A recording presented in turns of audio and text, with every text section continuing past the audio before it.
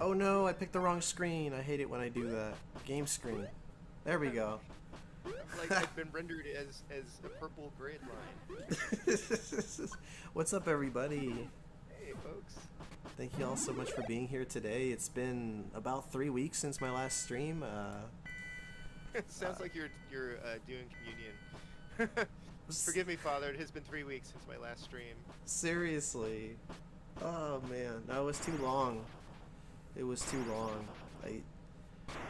Well, fortunately, we still had people here today. I'm very happy that we had a turnout at all, you know, after such a long hiatus, but here I am. Eugene's voice is a bit low. I am on that, sir. Thank you for bringing that up.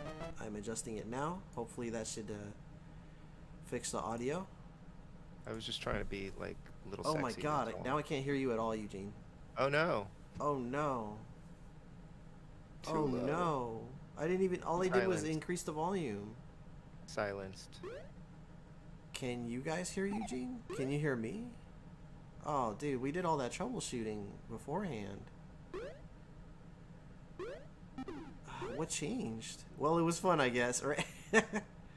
I don't know what's going on with the bot. The bot... Oh, they he can says hear he us can hear both. us. Wow. Hey, Dyer. What's up, Dyer? Dyer and Betty. So they can hear you, but I can't hear you. Boy, that is strange. That's gonna be weird. I'm about to just disable my Bluetooth earbuds because maybe they're just causing me issues. I don't know. Let me disable my earbuds, Man, and it was hopefully I working should be able to perfectly hear up you just until fine. Just now. Eugene? Yes. Oh my God. Okay, I can hear you now. Now I can hear me. You can hear you. Oh, that's not good. I think it might be okay now. I think I heard myself loudly at the beginning there. Hey, Okay. Mazin. Hey, Mazin. Hola, Mazin. All right. I think we're good. I can't hear myself, so I'm How's the audio balance, folks? Yeah, how's the audio? Like, first and foremost, before we even dive right into the games, we want to make sure we have the audio right. Great to see you all today. Thank you all so much for being here. It's been too long since I've been streaming, and it's just great to be back. Comic Man says everything sounds good. Everything sounds good. Fantastic. Okay. I mean, we want to sound great, but I'll take good. I mean, it's been 3 weeks, so Right, it's been 3 weeks. I'll settle for have you. modest expectations. So, the last time I streamed, I believe I played... There you go. Awesome. The last time I streamed, I played Castlevania's, 1, 3, and I played Kid Dracula for the Famicom. So today I'm going to be playing Kid Dracula for the Game Boy, and either Super Castlevania 4 or Castlevania Bloodlines. Yo! Big family gaming. Hey, BFG. Now, if time permits, I'll play 3 games. That's assuming that I run through these fast enough. So maybe we should just, stop beating around the bush and just dive right in, right, guys? Now you've played through Kid Dracula on Game Boy before, yeah? Yes, as a matter of fact, I recently No Death ran it. That is on my No Death Run playlist of just the gameplay. And those are, those are videos that many of which I haven't added commentary and all that stuff to. So, and I record my camera footage separately from the gameplay footage for the sake of having access to just the gameplay alone, so I can maybe reuse that footage for other projects. Gotcha. So just in case anybody wasn't clear, like Omega Ace does not need Castlevania gameplay tips from me. I'm here strictly for the comic relief. What did I invite you here for? I thought you knew Yeah, this I'm not game. sure. I was like, well, I did beat Kid Dracula like once, and it was a little rough. So I wasn't sure if I'd be able to give you any help. And clearly, like, you gave me tips on Bloodlines. Yeah. And I don't even like Castlevania 4. So. I love mean- Bloodlines. And, yeah. That was the next video, by the way, that was supposed to come out, as far as just my No Death runs with commentary and trivia and all that stuff. Does that make you the Costello to Omega's Abbott? I am doing great right now. Oh, wow!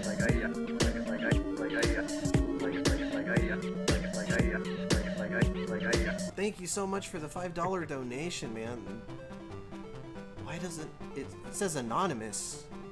Did Like the hacking group just donated to you? Oh no. I'd be a little worried if I were you. Right. Whoever made the donation, please come forward. For whatever reason on my end, it came up as anonymous. Thank you so much for that donation, though. I really, really If you don't appreciate reveal yourselves, Omega will keep dancing. Oh, it was Mazin Power, right? And that is a threat. Fui away. Thank you so much, Mazin. Thank you, thank you. Thank you for the $5 donation. Thank you, bro. Awesome, awesome. Now, they need to do the who's who on the first bit. That's true. What are we doing? What are we doing? What's up, Omega and Eugene? What's up, Moses Gaming? Hey, So Moses Gaming. for those of you that don't know the nicest guy in the world, ecmyersvids. Oh wait, he's on this side. ecmyersvids is not only a fantastic gamer, but he is also a published writer for in particular, as of late, the standout novels are the Ruby series of novels. So we are in the presence of someone very special today, guys. So if you guys, Thank you. yeah, if you guys want to check out his channel, I made sure to include it in the description. Just head on down there to the description, or if you type in, well, I mean, if the bot worked anyway. If you put exclamation point EC Myers or EC Myers vids, it would bring up his link, but I don't think the bot is working right now. Come So on, bot. You had one job. yeah, Hey, Andrew. lousy bot. What's up, Andrew? The man formerly known as Meter. Such a great writer, such a great guy. So Oh, thank you. yeah. I thought you were, at first I thought you were introducing Moses Gaming, because you were like, if you want to know the nicest, like, yeah, I mean, Moses Gaming's pretty cool. so- Moses Gaming is an alright guy. He's a pretty cool dude.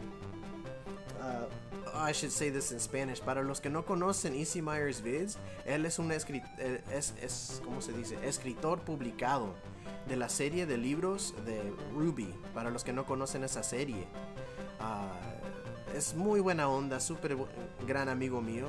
Si están interesados en su contenido, también juega videojuegos, tiene su propio canal en YouTube, aquí mismo en YouTube. Si te vas a la descripción del video, ahí vas a ver un enlace para ver su canal. Así que se lo recomiendo. He is the master of the deadline stance, the legendary writer, EC Myers Vids. All right. Nice. Flying Dragon reference there. Dad Level Podcast, how are you doing, sir? I'm not as nice and I don't care, Retro Ryan says. Retro Moderate Rock. I know, Dyer and Betty says, I know a couple folks who are big Ruby fans and have read a couple of Eugene's Ruby books, and they've approved. Very cool. I like to hear it. Thank you kindly. Right. So, I've got some book announcements coming soon. I can't share anything yet, but I'm working on some cool things. keep an eye out. And guys, I'm pretty sure, I'm 99% sure, in fact, I'm 100% sure you're going to be talking about those on your Twitter, right? Yeah, So, yeah.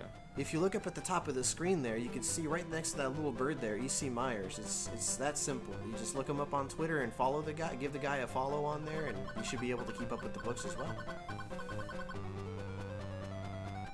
Oh, I just noticed your little currently player one icon Doing over there. guys. Who's doing guys? Who's doing guys? Oh Nice. no. Well, it is Omega tonight. So. It is that's right. Why are we being so PG when we can be PG-13 up in here? For those of you that were trying so hard to pay attention to the game's story while we were talking over it, this is actually a sequel to Kid Dracula for the Famicom. It is not a remake. It is not.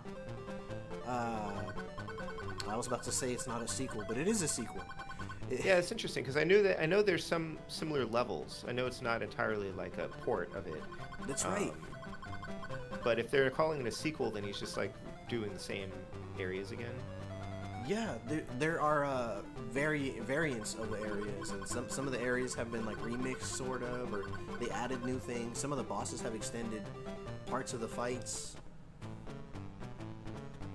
Mazin says, usually I'm the nicest guy on YouTube, but I'm afraid to see what he would say in Omega tonight. Well, we'll have to see how things go. Right.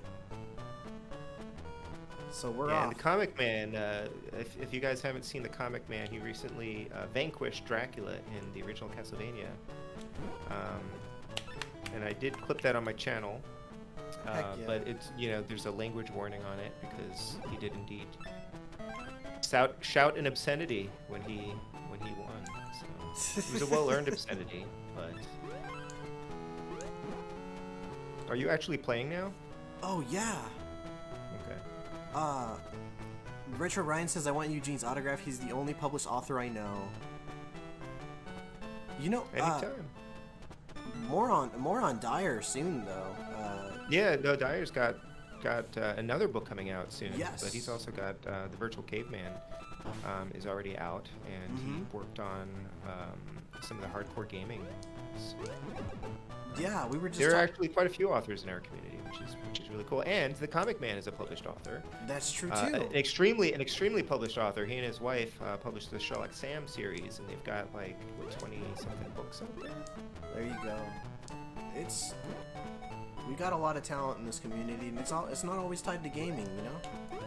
Yeah. Well, their last two Sherlock Sam books are actually about gaming, to some extent. 18 books out now. Cool. Nice. So yeah, I'm trying to write more books that are related to gaming and games. That's where my interests lie these days. Yes, sir. Now this music, I can't hear the music because I'm listening to Discord, but I love the music in this level. Oh, It's like peppy version of the classic Castlevania music, the Vampire Killer. Yeah, it's unique. It's definitely unique. I don't recall the names of the tracks in the Kid Dracula games, to be honest with you. I'd say as far as the soundtrack goes, this is the soundtrack I'm least familiar with in terms of the names of the songs, but you can see it draws a lot of inspiration from prior Castlevania games, though, and stylistically, as well as the themes of the levels. Dyer and Betty asked, on that subject, Omega, would you say that Dracula XX is a sequel to Dracula X or a remake? That's a little tricky. Because I think it differs, right, depending on the region of the game. But I'm gonna have to say it's a remake. It's about How as many much. times has Castlevania been remade? Like, Karumi, hi. hey, Kurumi. Anytime, Dyer. Anytime, buddy. Rich Ryan says, I can't even publish a high school yearbook. BFG only publishes children once a year. Pretty soon he'll be publishing twins. I mean, he's overdue for twins at this point.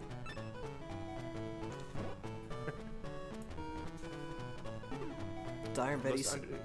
I'm sorry. Dyer and Betty say, actually, I think this music is a remake of the Stage 1 theme from Castlevania 3 Beginning. There you go. There you go. Is it Beginning? Okay. Good stuff. Yeah, I don't know all the names of the tracks, but I do like that music. I like this peppy version. Thanks, Dyer. I love this version of the bat, by the way, with like the giant head. And it's so cute. Nice. Karumi says, this is actually the most underrated game in the series. Dude, you might be right. This game slips past a lot of people's radars, and a lot of people shrug it off because there's a Famicom version and the Game Boy version, and they figure, hey, you know exactly what I'm alluding to, Eugene. Wow, this thing's so freaking expensive. Like, I didn't know this game even existed until, many years back into the hobby, and I can't imagine it had a wide release here, or people just overlooked it when it came out, I guess. Yeah. Oh, I love that detail. I'm gonna just pause and admire all the details in the game. Yeah. You can actually hear the moon snoring. It's the cutest thing. That's awesome. Now, when I played through this, I played it on a backlit GBA. So I may have missed some of these little details. Here's the KKK boss. Yeah.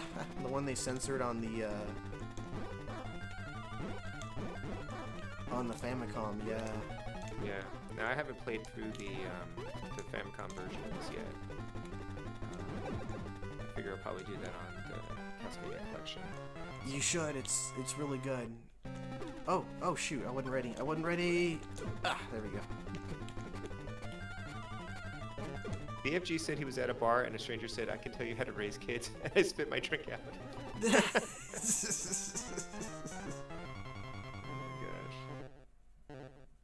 Nice. Oh, Dad Level Podcast says my dad has a comic he wrote with a friend. That's awesome.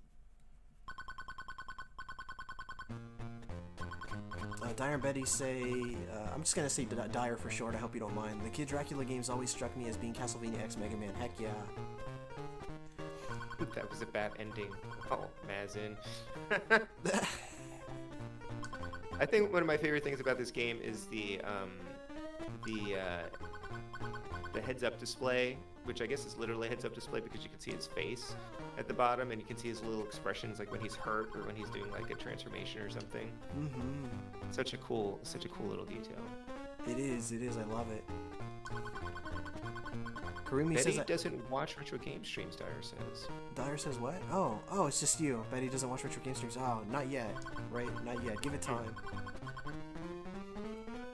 Karumi says I have the Famicom one. I do need the Game Boy one. I lucked out and bought the Game Boy one from, I believe it was like a Babbage's or EB Games or something like that. It was behind the glass display. It was only worth, I'm gonna say ballpark 30 to 50 because it was such a long time ago. And to me, it sounded like a lot at the time, but I didn't own it and I knew it was part of the series, so I had to buy it. And I bought it loose for about that much. And eventually I bought a complete in box copy from Europe. I had to settle because at the time the US CIB version was $2,000, so I had to settle for a European complete in box for about $500. Yeah.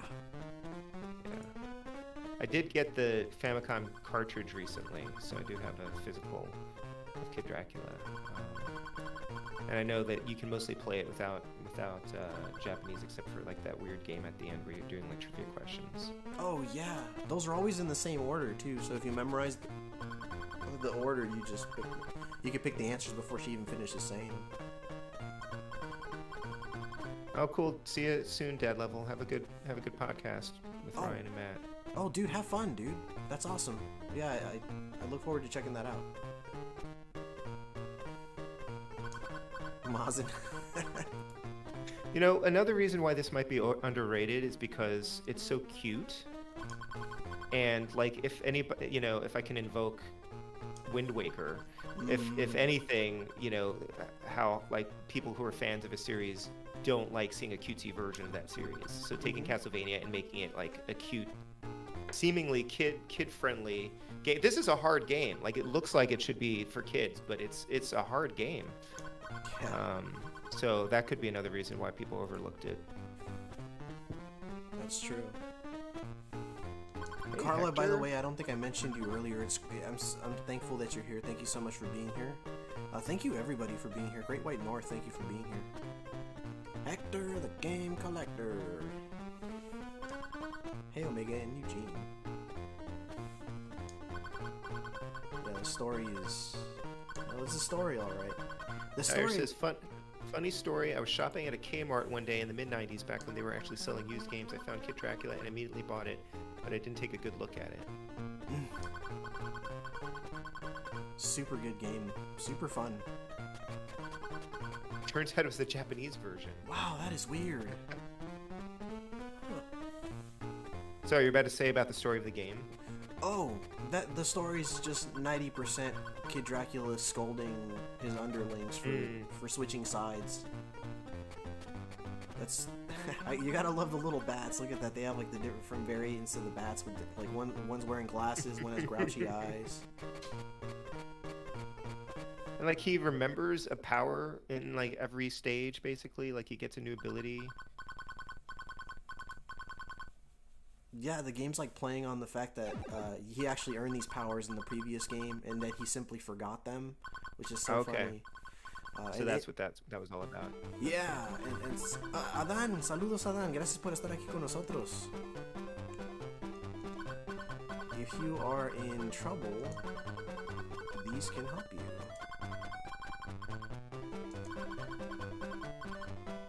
So who is she in the Castlevania universe?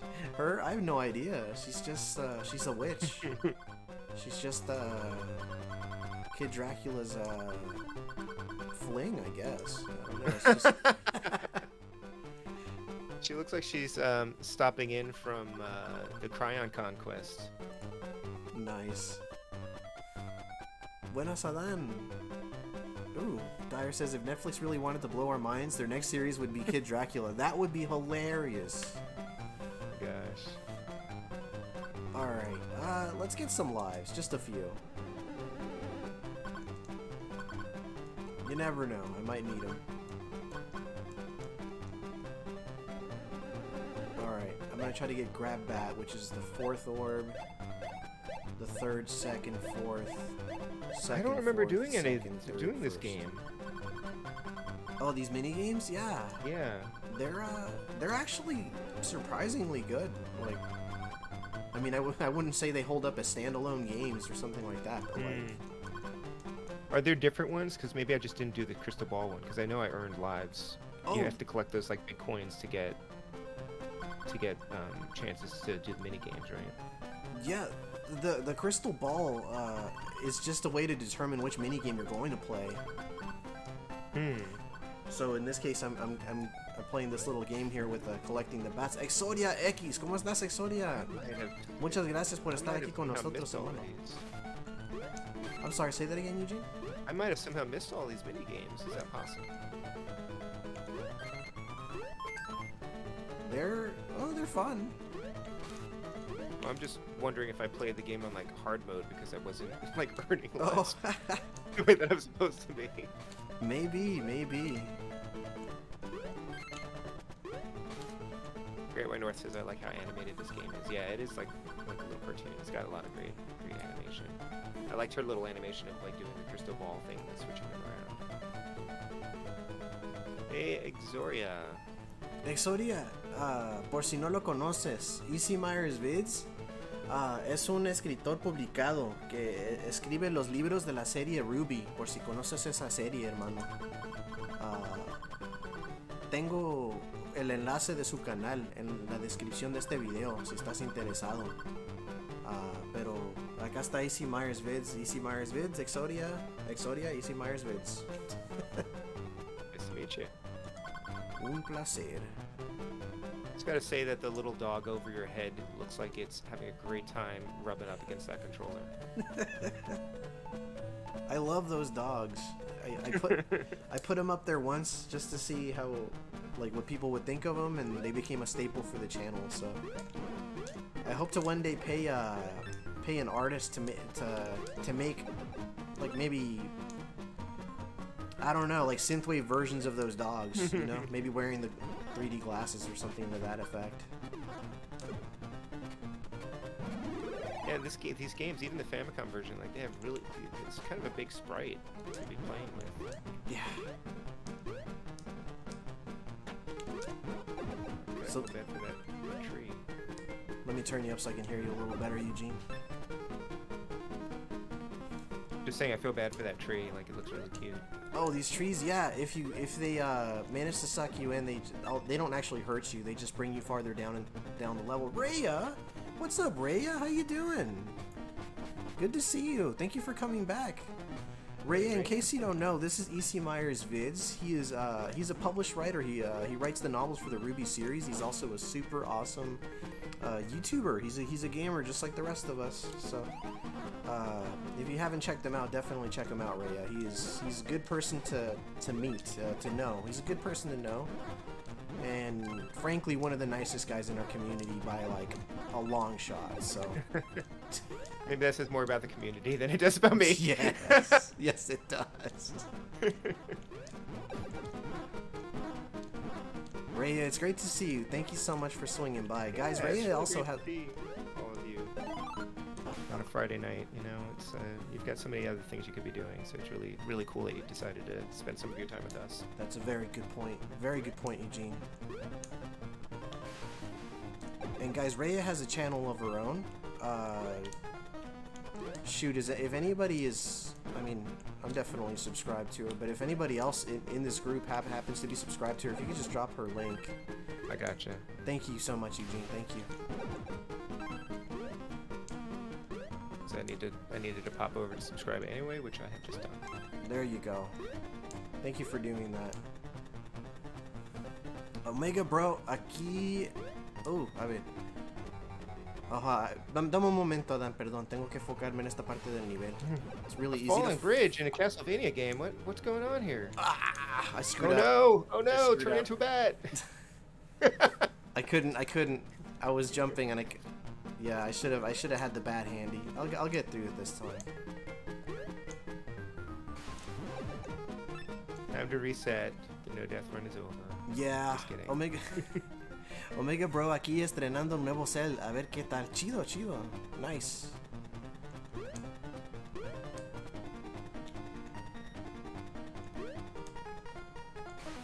To be honest, heck, I already have this no death run. It's on my no death run playlist.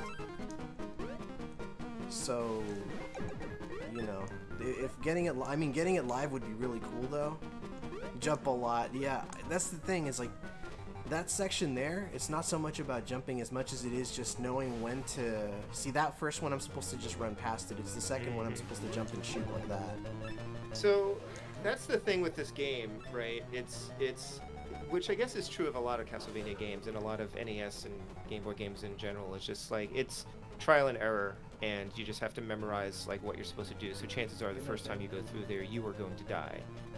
Possibly the first times you go through there, you're going to die until you get the pattern, and it can be frustrating, but it is learnable, you know. Exactly. There's Camp Survivor. Oh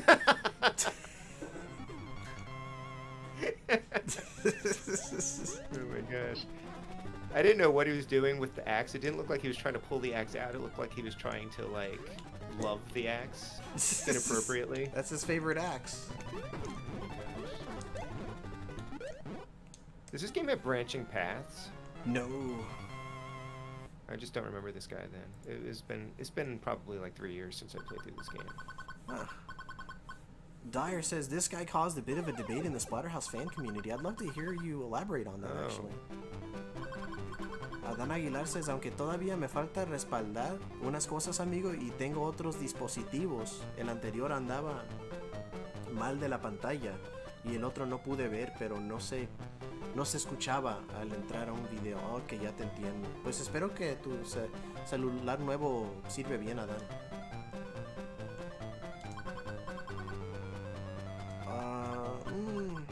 Alright, look at lives. Anónimo desconocido. Hola Ace, ¿cómo te ha ido? Hello guys, how are you all? Doing great. Thank you for being here, Anónimo. Great White North says there's definitely a different kind of pressure when it comes to NDR on stream. I noticed that when I try to. Yeah, man, it's a whole different beast, man.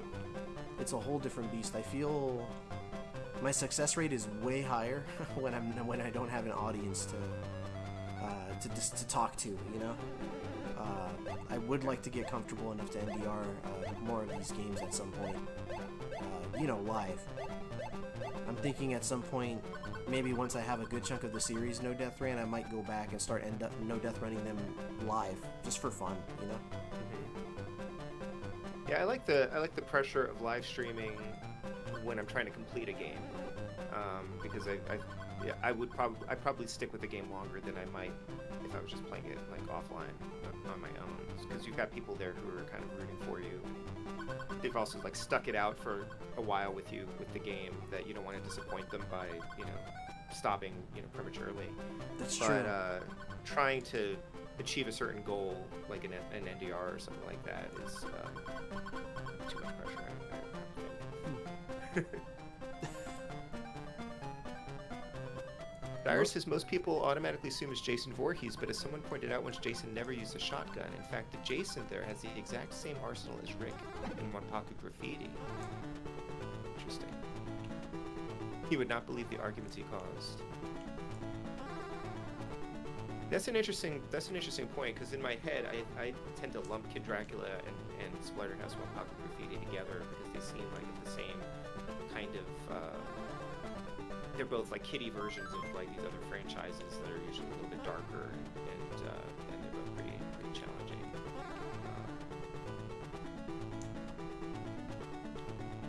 Comic Man says, but isn't the Splatterhouse guy also illegally distinct Jason Voorhees? Fire says, I finally said I considered Konami's little nod to Namco. That's fair.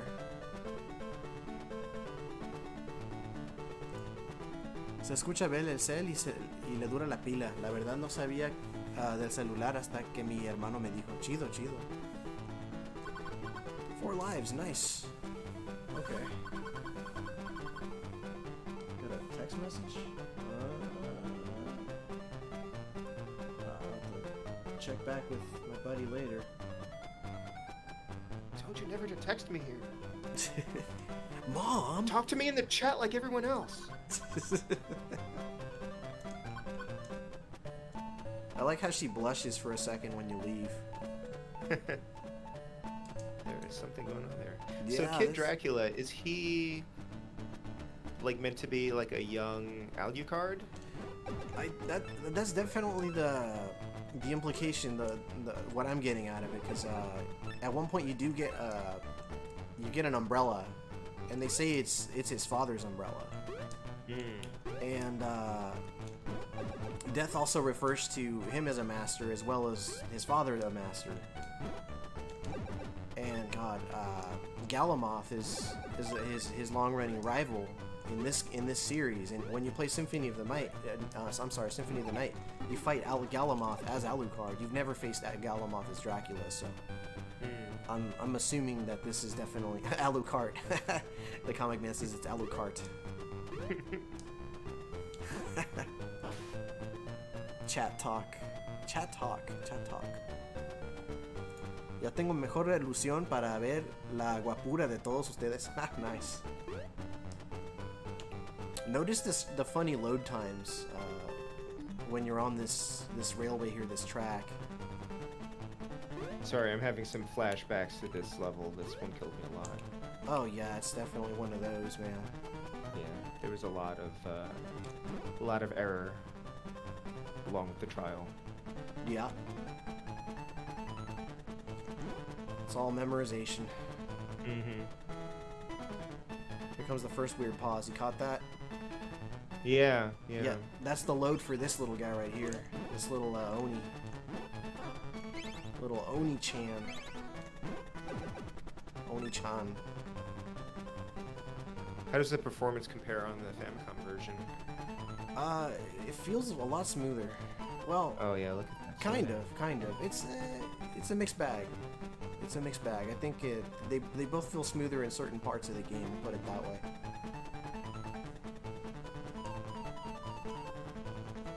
So to answer your question, I don't know. We gotta do a side by side. Right. That would be fun. There goes another load. Yeah, those are the pauses. Yeah, that's interesting. Oh. This first lightning strike, you gotta jump around it. I didn't time it right. Yep, just gotta memorize it. Now, I believe this game, at least is like generous in that you have passwords and like lots of continues and things like that, which is probably the only reason I was able to beat this game. Right. No, you're perfectly capable of playing. Oh God, why am I jumping? You're perfectly capable of completing this game. I'd say. Oh yeah, I mean, I could have, it just would have taken a lot longer if I had to keep restarting, from the beginning. Because like I said, I lost a lot of lives in this level, and then there's one at the end where you're like flying up, like into space or something, and there's a lot of trial in it because you got to know exactly where you're supposed to be positioned. Right. Okay. I always think of Kid Dracula as like a little onion head. His head just looks like a little onion for some reason. Have you ever? Good lord. Have you ever played Castlevania? Hold on, let me focus on this. I'm not using the right. I was using the wrong power. Have you ever played Castlevania Order of Shadows? It was like a 2007 cell phone game. I know. They gave the Belmont, a very generic Belmont in that game, the same hairstyle as Kid Dracula, and they said the hairstyle was a direct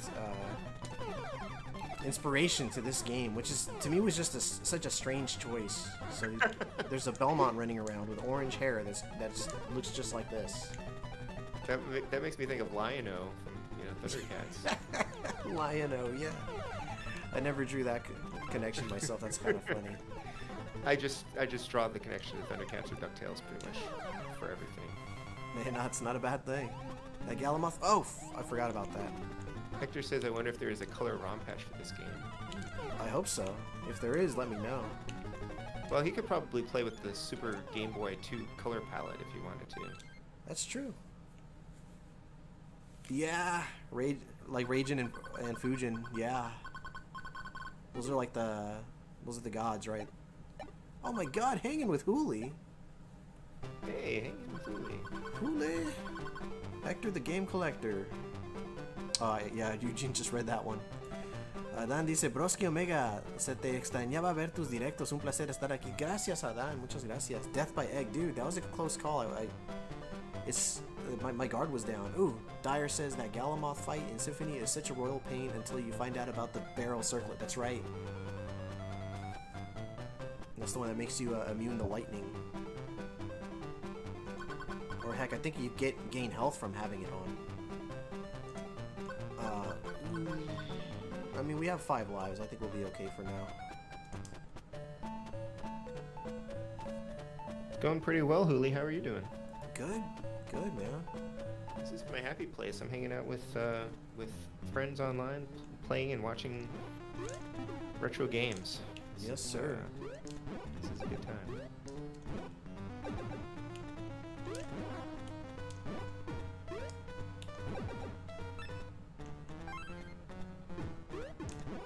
Coins look like little CDs. Yeah, they do.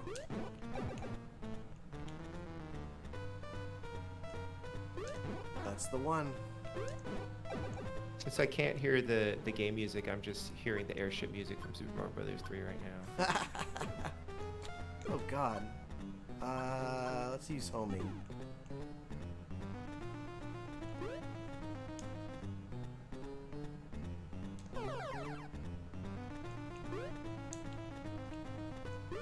There we go. Man says there's better music in this video. It is though. It is. This level's song is not. It's not the most memorable. Man, that's a shame you can't hear the music, Eugene. I thought. I don't know. Half the time when I screen share, people can hear the music and I mean the audio from the game, and the other half of the time they just can't. It's something I gotta remember to take into account during, when I have guests. Oh no, you weren't supposed to respawn, so I better just keep going. Maybe this power was a bad idea. Let me switch.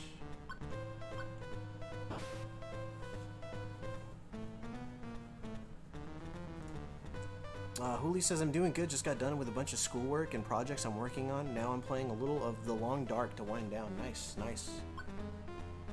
I've heard of The Long Dark.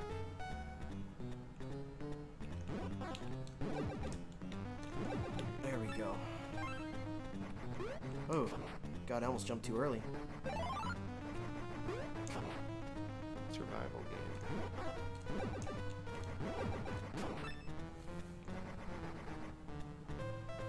Never had the patience to get a second one, Dyer. Ever used 2 of them at once. What are they referring to? Oh, the swords. Oh, the chrysogrims. 2 chrysogrims, yeah. Let me do upside down, yeah. You can actually cancel it by pressing select, which is super useful. Oh, you know what? Too early. There we go.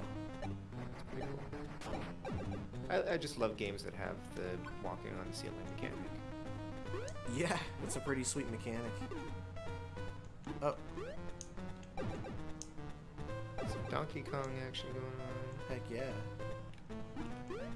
Which I always thought in Rondo of Blood, I always thought that was a Donkey Kong reference because those are like gorilla, like skeletons that throw the barrels at you. Oh yeah. It is a sweet reference. I mean, I only know of one instance in which gorillas and barrels are intertwined. I have to assume it was a reference. But... Yeah, I mean it kind of has to be, right? Dizzy, it's good to see you though, bro. Thank you so much for swinging by and Hey, saying Dizzy. hello, man. 2 more hours at work. Good luck. Yeah, man. Happy Friday. It's the weekend almost for you. Nice, Hector. Yeah, Dizzy, man, thank you for being here, brother. Dire Betty says, it's amazing that even now I'm still learning things about it. That game has so much to learn about. I just found out about the shield rod, Alucard shield combo. Nice, Dire. Yeah, man, there's so many ways to break that game. It's kind of hilarious. I was talking with someone else on another Discord earlier today about that, the lightning trick with the Cyclops in Castlevania 3. The fact that they only discovered that, like, within the last couple of years. Yeah. Impressive.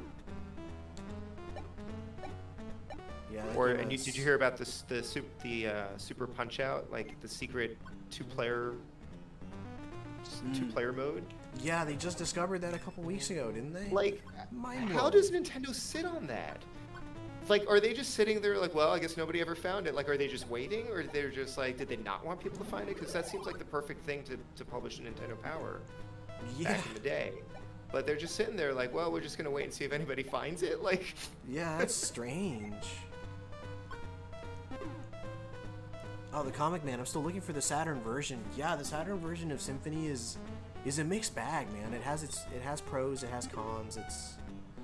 It's definitely not the definitive edition. But I guess there is no definitive edition because, you know, there's no version that has everything, unfortunately. Alright, let's turn upside down here. watching the stream is just making me a little bit annoyed that this game isn't in the Castlevania collection. Oh, I know. I don't know why this wasn't. It should have been. Especially since it's already in English. Like... Yeah, I don't know why they didn't. Unless it's hidden somewhere and nobody's found it yet. They're not going to bother to tell anybody like Nintendo. Oh, hello, Adon. Thank you. What happened? I was saying, I forgot that you have company. Greetings to your friend, ecmyersvids. Se me olvidó que estabas acompañado. Oh! Yeah, yeah.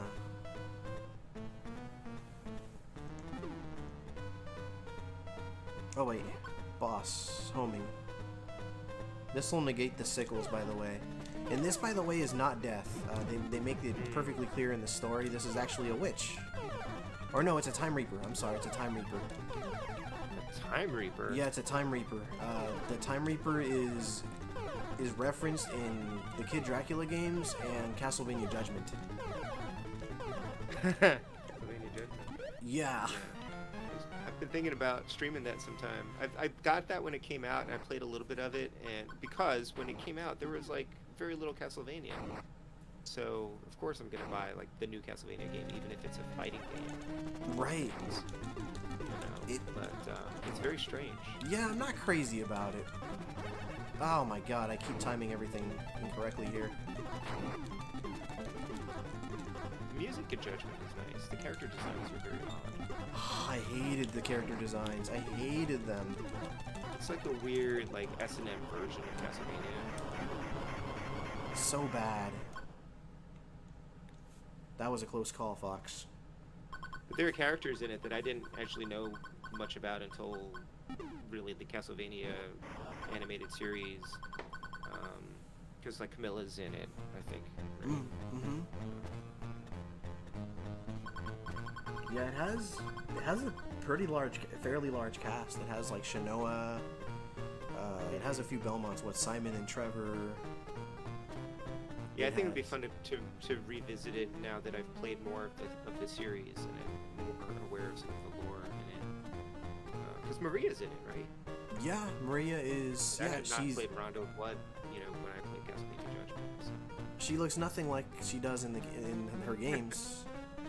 Yeah. Hi, Ruby. Ruby, how are you? Good to see you. Hey, Ruby. You are doing well to get this far without being harmed. I wouldn't say that. I died twice now. The message from the castle has arrived. And there's death. with a D on his forehead. Reminds me of the hologram from Red Dwarf. Ace River. Yeah. Much stronger too, but you've still got a long way to go from here on. And God, they're so slow. Use the bat umbrella. Loved, there it is, by your father. The bat umbrella. Cool. I've taken good care of it in your absence, so it may be of some use to you. Red Dwarf, yeah, Red Dwarf, I did. Great to see you. Yeah, something inside went pop and a bunch of acrid smoke came out of it. Oh God. Dyer says, I've had so many good games for it too. Radiant Silvergun, Guardian Heroes, Bulk Slash. I've never heard of that one. Symphony of the Night, Capcom Generations, Galactic Attack, but the Great Crash happened. Oh no, the Great Crash. I'm trying to read text on a Game Boy game where you can display like 6 words at a time. It's a little bit painful. Yeah, it is. It was Celestial Light, as a matter of fact, who showed me that that umbrella is actually incredibly useful. It doesn't only negate fireballs, it actually negates some enemies entirely. So if you pull out the umbrella and you just walk into them with the umbrella, it kills them, so. Wow. Yeah. So that's going to be a very, you know, vital tool for the remainder of the game.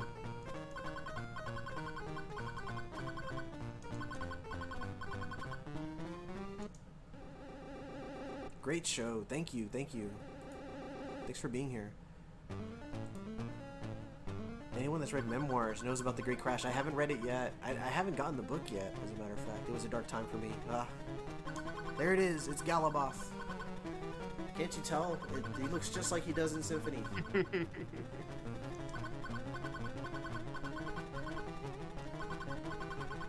You will understand true fear when you meet Garamoth. It's like a Teenage Mutant Ninja Turtles villain. Ha ha ha ha ha.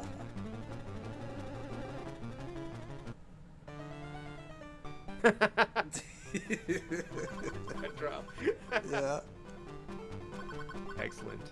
Heck Hey, yeah. Ron Mower. Ron Mower. Oh wow, now Stream Elements is working. Hello, Ron Mower. Stream Elements woke up. Oh, here we go. This level here. Comic Man's Cowabunga collection came in. Awesome. Yeah, this is the one that killed me a lot too. This stage is ridiculous.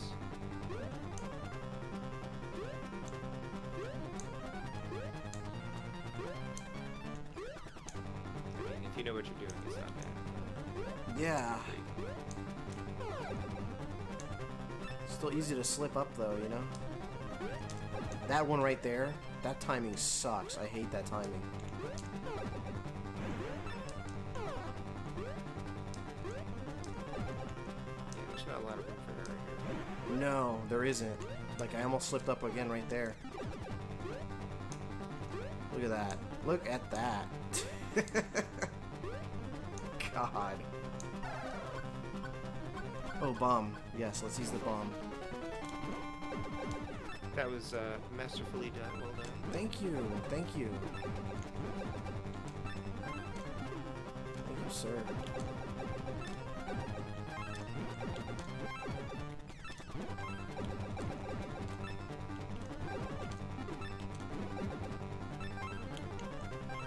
Alright, here we go. Oh.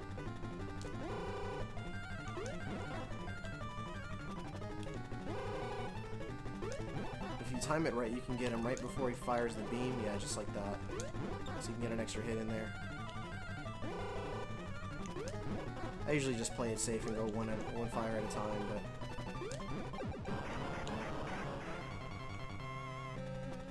but... Yeah, you gotta love how the bosses just keep going in this game.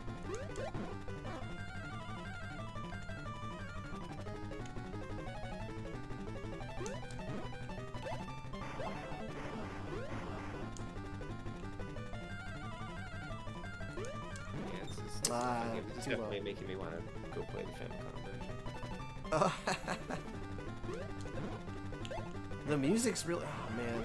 I'm sorry you can't hear the music. It's just not fair, man. There we go. Oh, when you beat him, it leaves a giant coin behind, so you can get a better look at what the image is actually supposed to be. Look like a reference to, what's up, Brothers Forge Gaming? How are you doing, sir? Dude. Is this Easy or Mr. C? How are you doing, man? Hey, other BFG. Right, other BFG. BFG. And other BFG. And Bisumaru, that's right. That's right. You caught the reference, that, I mean, if I remember correctly, that's the name of the guy from, Gambare Goemon, right? Doing well, probably work on some Mutt Drilla. I don't know what that is, Mutt Drilla. Common Man says, I like how this game is all cutesy monster stuff and then suddenly aliens. Yeah. Mr. C, good to see you, man.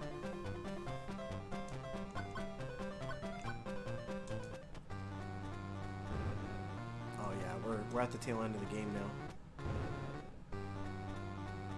I love the map screens too. Drills for Madden. Okay, okay. Supposed to say drills for Madden. Gotcha, gotcha. There's some Konami BS about to come up in here. Oh, this level. Does this have any of those like swirling fire things? Oh yeah, they're in here. Yeah. Definitely. Every time I see fire in a Konami game, I'm pretty sure there's gonna be like a fire there it snake is. or whatever. Oh, hold on. I panicked.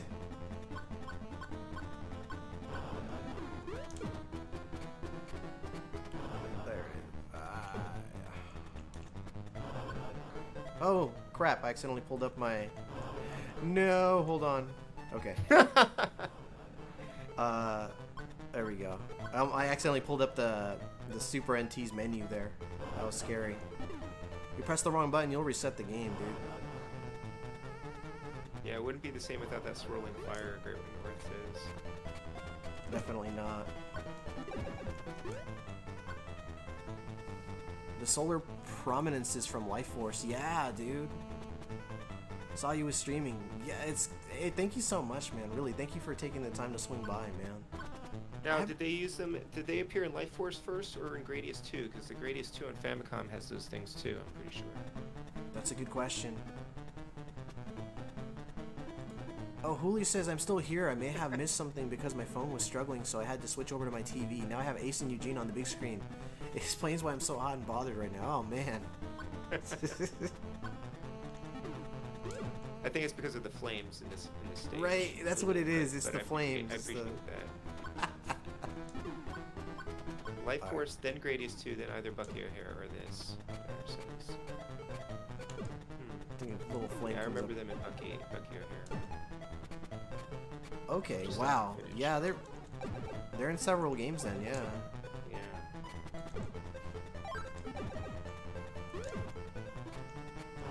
Whoosh. No, okay, I was gonna say, I thought I did it too late there. I'm not gonna risk it. I better stick with the bat form for now. It just feels so, like, dangerous though, right? Because you fly so slowly. Oh, dude, yeah, and his hitbox is huge. Ooh, that was close. Oh, come on. So here's the thing. If I press up and select or down and select, I forget what it is exactly. It brings up that menu, but while I'm flying and I'm navigating, I'm pressing select constantly. Oh, wow, W enters the chat. Hello, Richard W. Hey, Richard, how are you? Yeah, that's why on my AVS, on a lot of my systems I have it set to like down and select, but on the AVS, like if there's ever a chance that I'm gonna trigger it by accident, I have it set to be like 3 buttons. Like I have to, or some of them I have to hold down like down and select and A and B at the same time, which is extremely unlikely even in a very intensive video game. Right. Life Force? By the way, this game, I forgot who asked, but this game came out in 1993. Brothers Forge Gaming says, you finished your exams? Yes, that was it yesterday? 2 days ago? Yesterday, it was yesterday. I don't know how I did. I did very well in one section and very bad in the other, so it could go either way at this point. I'm really not sure. Richard W., thank you so much for taking the time to swing by, man. It's always great to see you, buddy.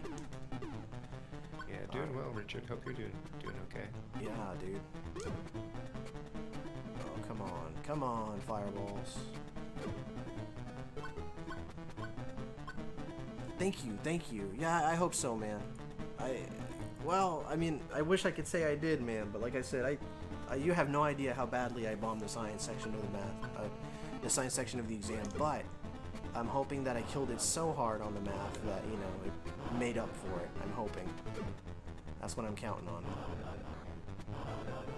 CJ Retro Modern, hello, hello. Chris James, how you doing, sir? Oh, did you change your name again? You did. Okay. Yeah, that's good old Chris James T. Nice. Alright, I think the next section is going to require the umbrella, so let me get that out now. There we go. Beat this out by one... Okay. It's not a long area, but you have to go through so meticulously. It just seems to take forever. Oh, yeah. Yep. Umbrella is so good here. Yeah, see, just bop. It just boops the enemies.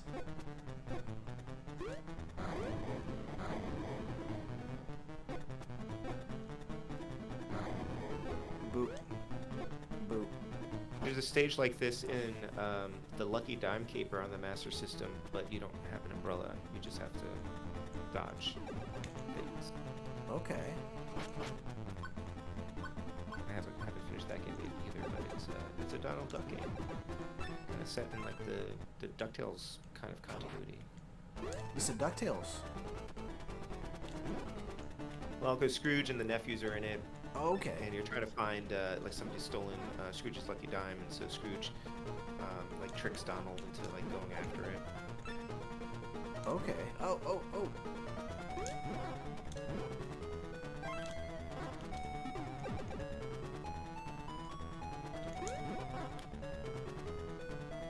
I believe this is the song they played on the last level in the Famicom game too.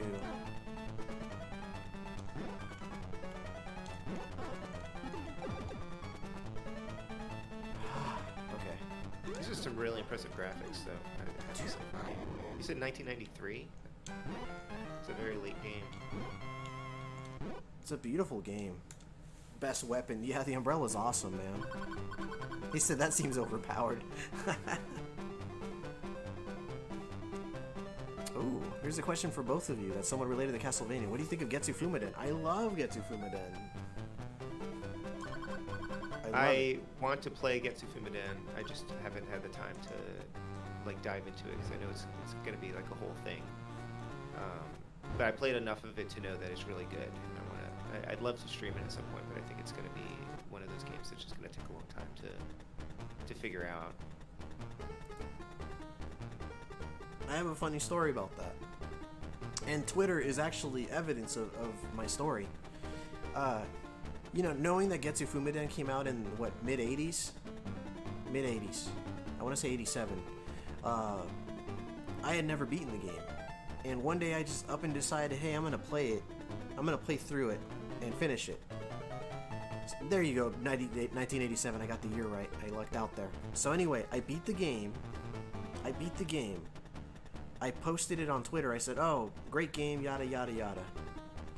About a week later, they announced the new one. Which, you know, that came out, what, 2021?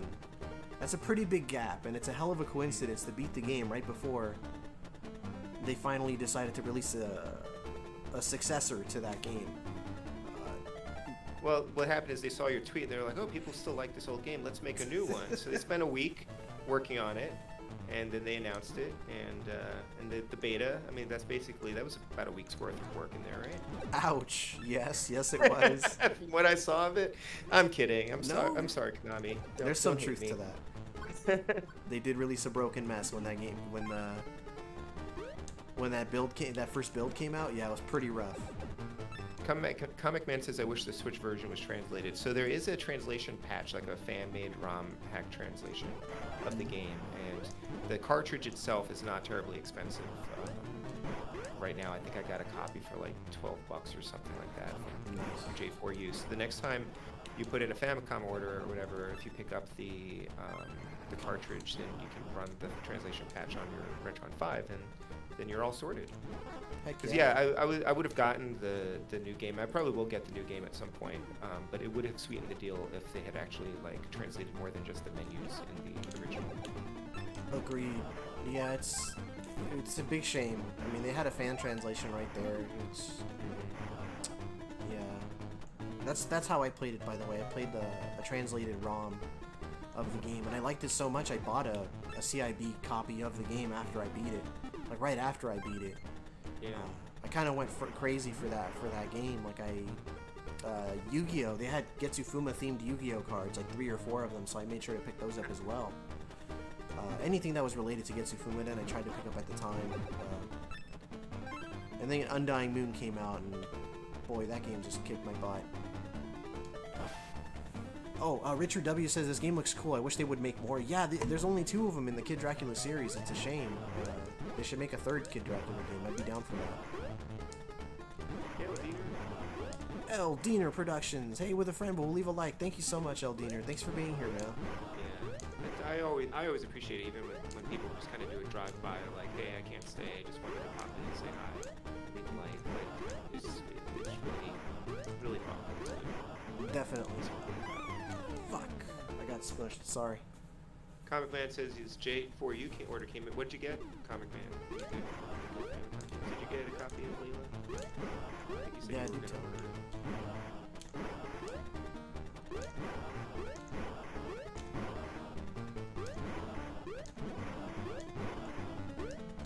I have clearly blocked out like whole sections of this game since I played it. So.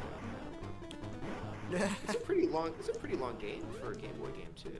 It is. I mean, this, like, if you bought this game back when Game Boy was prominent, or you know, the newest thing, you definitely got your money's worth in this game here, which is not something you get to really say often for Game Boy as a whole. Oh, come on, same place. I gotta stop doing that. Alright. I'm just getting eager because I know I'm near the end of the game.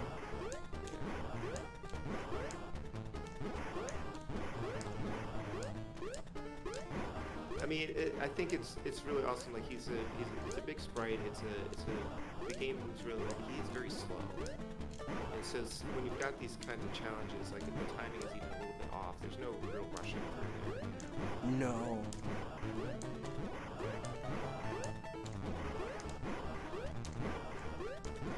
I was trying to get that one up at the top there.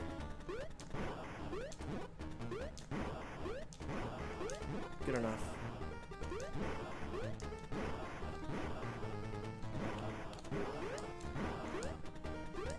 Okay.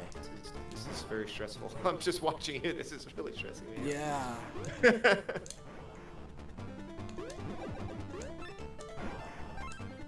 There was a section earlier that had blocks that fell from the ceiling.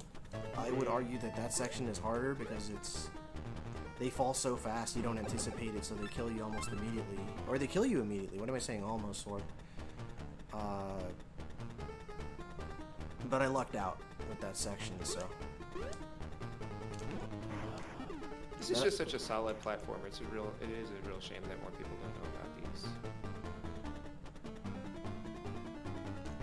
Alright, Comic Man's pickups. Let's see. Arkanoid 2, good luck with that. Devil World, sorry. Devil World, Final Fantasy 3, Gegege no Kitaro 2, Yokai Gondano Chosen, and Layla. Very nice. That is a heck of a title. Oh my god. Oh, you picked up Layla. Nice. Yeah, I saw that Eugene streamed it during my break from YouTube, man. Yeah. I will return to Layla at some point. Marvelous Mohitotsu no Takarajima and Mickey and Donald Magical Adventure 3 for Super Famicom. That is a nice haul. Yeah, Magical Adventure 3, I recently played through that one myself. That's a really fun game. Aldina Production said something earlier. He said, if you saw my Twitter at Pac-Man Fever on vinyl now. That's nice. Cool. Also have moving pictures on 8-track, so my hipster level is more than you guys forever dream of. Nice. Oh my god, dude, you went wild.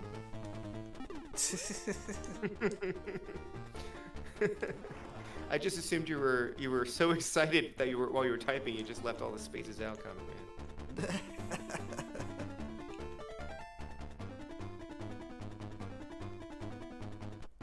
Level's almost finished. Oh, that was so close. Oh my gosh. I thought you were done for. Right. This boss design is awesome, by the way. It's one of my favorite bosses. I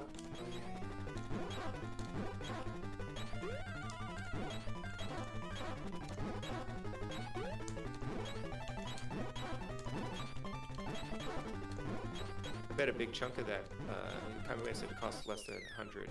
I bet a big chunk of that was was Layla. He's getting up there. Dyer says, I finally found the one area that J4U is letting me down. Do pray tell. I pretty much only get Famicom.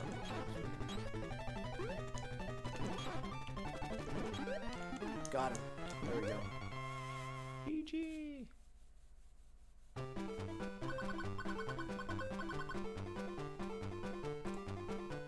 The boss fights are well done. Dude, they're very cool, and they're so different, man. The Mega Drive selection is mostly junk. Yeah, I did notice that, Dyer.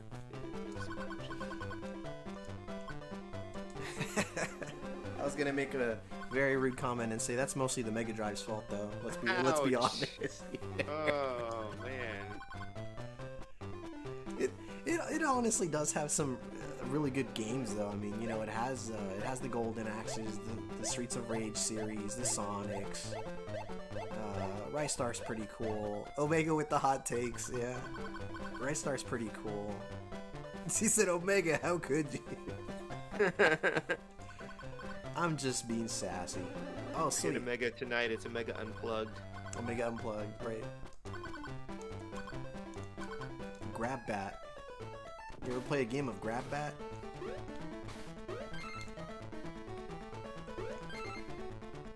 don't remember.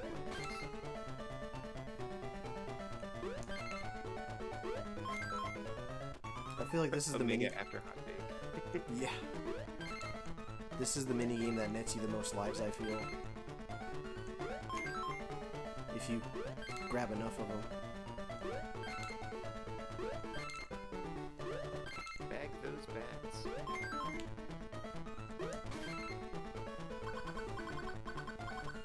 Seven lives, wow. You got a can of soda. He said, is he trashing Rush? I have my thing on mute. What I was saying, Eldiner, is that the Mega Drive doesn't have that many. Well, in my opinion, just when compared to say the Super Nintendo, I don't feel like it has as many of my favorite games. You know, although it does have my favorite Castlevania game of all time, and that is Castlevania Bloodlines. So. I just said that, Eldiner. I just said that.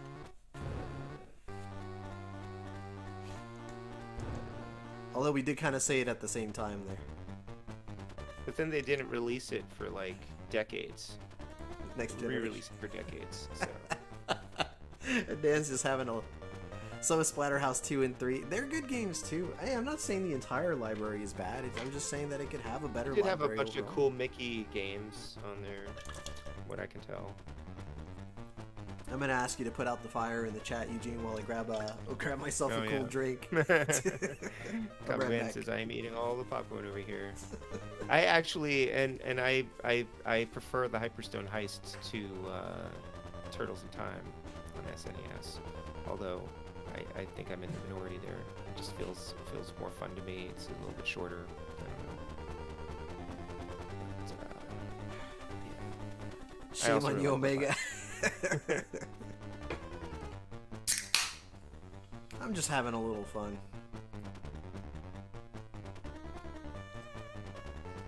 I'll be honest, I am not super familiar with the Genesis library, aside from some of the really, really how do I say this? For me, like, I have the least amount of knowledge on the Genesis because it had, outside of like the titles that have been on like hundreds of Genesis compilations that Sega has released over the years, I don't know any games really. So if anybody wants to change my mind, name some games, some good games that I can, you know, recommend me some games that I can check out. Until then, I don't have the knowledge to say the Genesis has a great library of games. Well, when compared to the Super Nintendo, or the NES for that matter. The NES, in my opinion, has a lot of great games too. Comic Man had a good time with some X-Men games on the Genesis recently. That is true, yeah. There's like, what, X-Men, there's like a couple of games on there, a couple X-Men games. And just today they announced Gargoyles Remastered. Wow, really? Wow. Which is way outside of anything I ever would have expected to see, so... I'm at the eat some... I haven't played through Gargoyles, but I played a little bit of it on Genesis, and it's really good. And I'm assuming that the remastered, it's not done by Way Forward. There you go. But I'm assuming that it's going to be along the same lines as DuckTales Remastered. That is something. I have Gargoyles, actually, for the Sega Genesis. I didn't know that there was a remastered version coming out. That's really cool. They just announced it today. Like, they announced a whole bunch of Disney games today. Nice. And all we got was like a title card, like Gargoyles Remastered. So just like whatever your imagination comes up with, that's probably what it is. Oh, this thing. Yeah, you remember this, huh? Yeah. This has got a lot of Mega Man. Feels like a very Mega Man game. It's not out yet, Eldiner. I think it said 2023. So. Oh, Gargoyles Quest. There's a remastered No, it's no, Gargoyles Remastered. It's the Gargoyles Disney series game. I'm trying to remember how I mean, I guess there technically was like a remastered Gargoyles Quest. You got Gargoyles Quest, and then you got Gargoyles Quest 2 on the NES. And then you have Demon's Crest. I'll see you, Dan. Thanks so, Adon. Thank you for coming by. Yeah. Adan Aguilar says, I have to go. Greetings to everyone in the chat, and have a good time with Omega and Eugene. Take care. Thank you so much, Adan. Muchas gracias por estar aquí con nosotros. Dyron Betty said, Eldina, revenge is a dish that is best served cold. It is very cold in a refrigerator. Forgot the Disney Marvel thing was today. Yeah, I didn't know that was a thing today. Wow. Oh, ok, sí. Por favor, saludas a Mike de mi parte, Adán. Gracias por estar aquí. Alright, let me get through the remaining segment of this level here.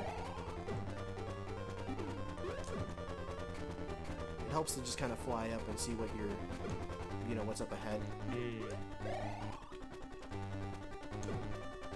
Don't like blind jumps? Ooh. Also worth noting, if you hold down, you actually slow down the movement I'm sorry, it slows down the speed that you're going up. So if you're holding down while holding left and right, you actually can navigate it a little better. That's something I'll be sure to mention when I make the inevitable video for this. Yeah, so you're thinking of, so now that you're past your exam, you're going to try to knock out some of the videos you've been working on? Definitely. I have so many on the back burner, although, there's only so much time, unfortunately. But, yeah. There are a bunch. Darn, that I need to work on, so. Hey, at least these spikes aren't insta-death. That's true. Yeah, this game would be way, way, way harder if that were the case. There you go. Set that back to normal. I'm hoping indie news from D23 tomorrow. Oh, indie games, that'd be fun. See what they announce. These robot heads are like a reference to the giant robot at the end of the final stage in the Famicom version of Kid Dracula.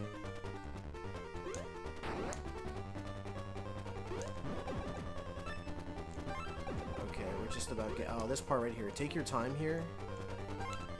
the floor will fall from underneath you. Do we know why they've never released an NES version of Kid Dracula? Do you know we don't? I don't know. Because it seems strange to then release a sequel, a Game Boy sequel to an NES game we never got. Yeah, it's very strange. Aside from like, well, that's kind of a Konami thing though. Like we got Goonies 2. You have a point. Yeah, it's very much a Konami thing. See that one right there? Oh man, that one sucks. Look at that. And it's so fast too. Shoot, I'm at the boss. No, not yet. Yeah, this level's giving me lots of Mega Man vibes. Yeah, you got a point. Have you played much of the YY World games? You know I have them, but I haven't played them. Yeah, I think I picked up the second one. But I'm very curious about them. I think they're such a weird idea. I believe Mazin No Death ran the second one? Correct me if I'm wrong, Mazin. I know you did one of the two. Hell, you probably did both. Are these like weird little xenomorphs or something? Yeah. Oh, we gotta catch up with. I gotta catch up with the chat here. Anything is cold if you are shivering in fear, darling. Meant to be said in the British accent like Cruella de Vil. Nice. You'll slowly regain your confidence as the months and years drift by, blissfully unaware that the sword of Damocles is dangling just above your head. Probably, Richard W. says, probably the reason why they never released a lot of other Japanese games over here. Culture differences, and they probably didn't think we would like it. Yeah, pretty much. There you go. Okay, so Mazin got the NDR for the first one then. Alright, I gotta get the bombs out. And I believe I am at the boss, so... Here we go, final boss.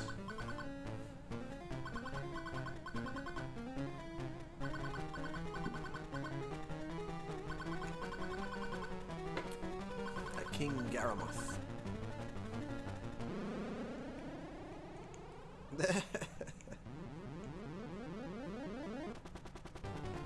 Oh, he looks much more intimidating right now. Yeah, his pattern is different too. Like, you remember this, but they added this right here,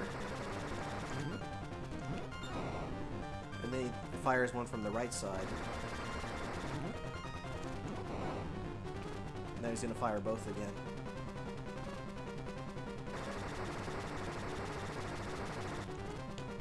So one from the left. Oh, I got a little too early there.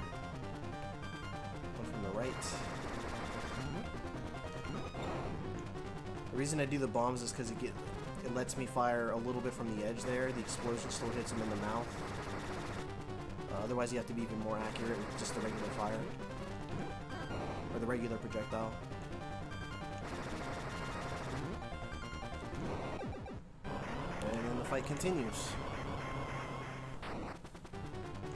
Ah, bad day, bad day. Richard says, I can imagine this game would be how Konami would do Toy Story.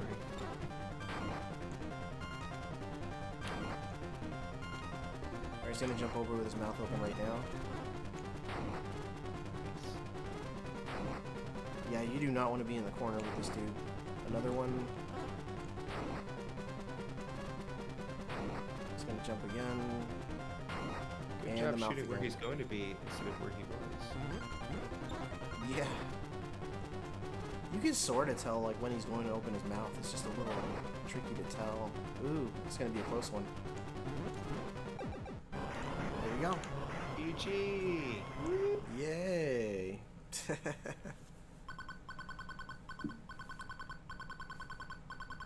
What you post this sounds like sheer torture. Thank you, Richard. Thank you, Mazin. Thank you, 21 Sandwich. I can imagine this game would be how Konami would do Toy Story. That would be fun. That's a lot of G's. Thank you, Eugene. Thank you, Dyer.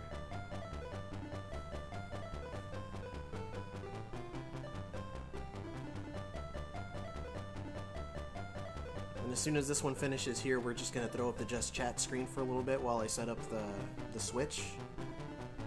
And we can get either either Super Castlevania 4 going or Castlevania Bloodlines. In fact, I better put a...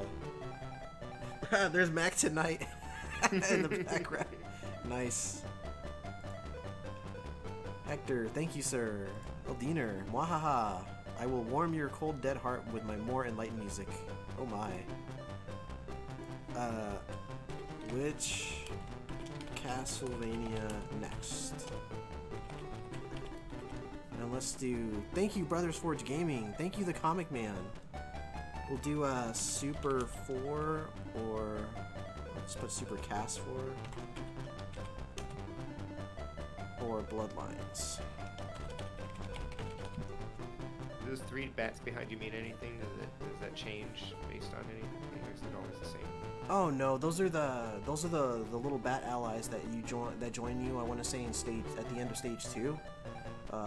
It's the regular looking one, and the one with the grouchy eyes, and the one with the glasses. I didn't use them at all in this gameplay, in this playthrough, but you can actually throw them out, and they form like a little circle, like in like an upwards arc. But yeah, they're just strange to see him walking across a bridge that's not falling apart. Yeah. There's Death, who's not an enemy in this game, or a boss. Thanks for the GG, Zidane. Thank you, Brothers Forge Gaming. This is fun. Thank you. Well, Bloodlines is in the lead. No, that's okay. Ruby, please. That's totally cool. Don't worry about it. Hope you're enjoying Splatoon 3. Yeah, really. That just dropped, didn't it? Yeah, lately I've been trying to play some games while hanging out and like watching streams, because then at least I feel like I'm getting some gaming time in. But then it's hard when I want to be really active in the chat too. Well done. There we go. I'll just throw this. Oh, it still says Dad Level Podcast's Twitter up there. Oh, we're just gonna ignore that. But hey, follow Dad Level I am Podcast. a dad. He's awesome. I think too. Splatoon 3, the full game came out today, Eldiner. I think the demo was just for that weekend that they were doing a preview for everyone. Oh, well, the poll's at 50. Well, I still have time. I'm going to go ahead and start setting it up, because I'm going to need the same console regardless, so. Yeah.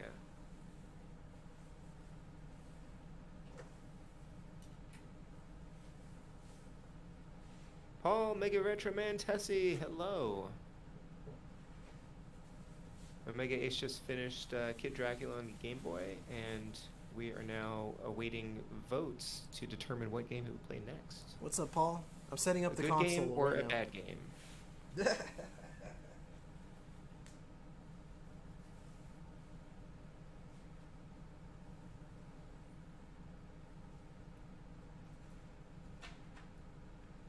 Richard says, lately I've been playing RE5 with my boss friend online. I've been playing Cyberpunk, Arkham City, just started and trying to finish Toe Jam and Earl Nice. I'm in the middle of so many different NES games that I want to finish, but the main focus for me lately has been Earthbound Beginnings. I've been playing that on the Switch Online and trying to finish that game up. And I've mostly been playing it like in bed, and sometimes I fall asleep while playing, which means I should stop playing. But I'm close to the end of the game, I think. So that's been good. But yeah, my gaming time has diminished a little bit because I do have a bunch of things going on, including writing deadlines. Thank you so much, Ruby. I appreciate that.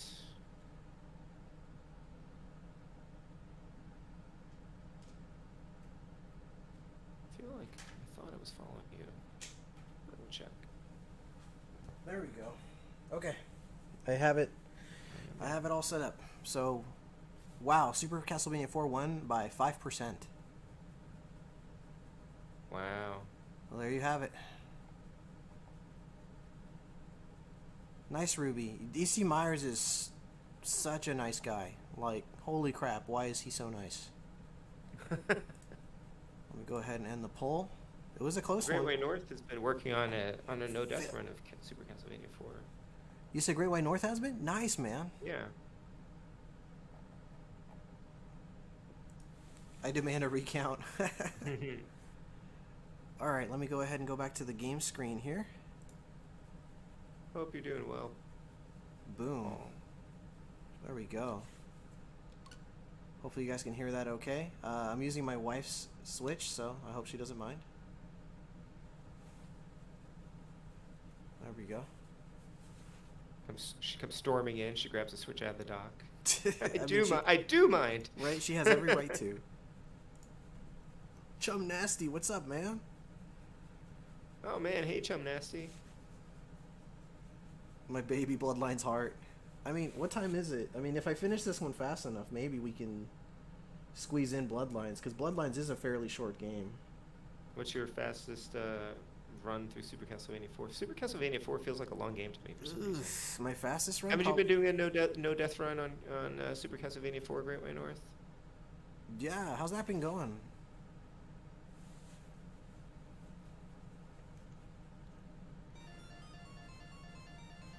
Ooh, it looks so pretty. I love that image. Yeah, I still haven't.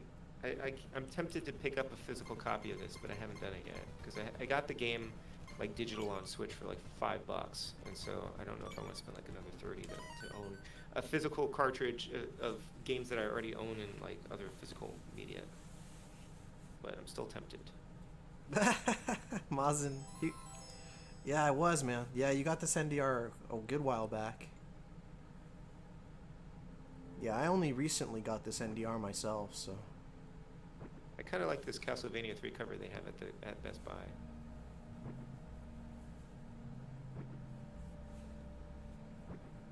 Yeah, usually when I play Castlevania 4, it's this version here. I personally don't feel like this story is worth reading for this one. It's just, you know, just go kick Dracula's ass, you know? Are there gameplay differences? Oh yeah, definitely. Oh, gameplay. Well, I mean, there are visual differences. You know, the censorship of like the removal of crosses, the statues in the background are clothed. Oh, okay. Gosh, what else? Block 8 has red blood instead of the green acid-looking stuff everywhere.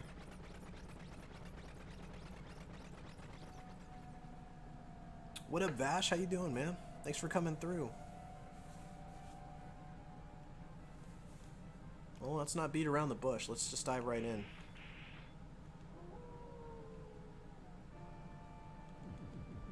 All right, first name to drop on the chat will be the one for this here. So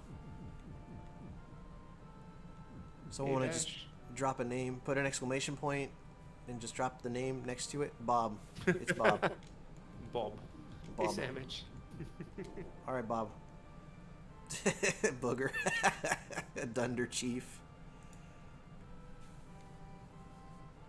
Comic Man. I should have put Comic Man. Nice leg, Simon. Booger. Yeah. I'm sorry.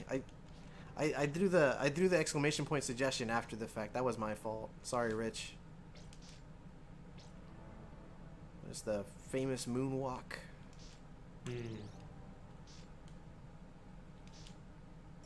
Mr. Tessie, how have you been, man? Really love the soundtrack, dude. It's a great soundtrack.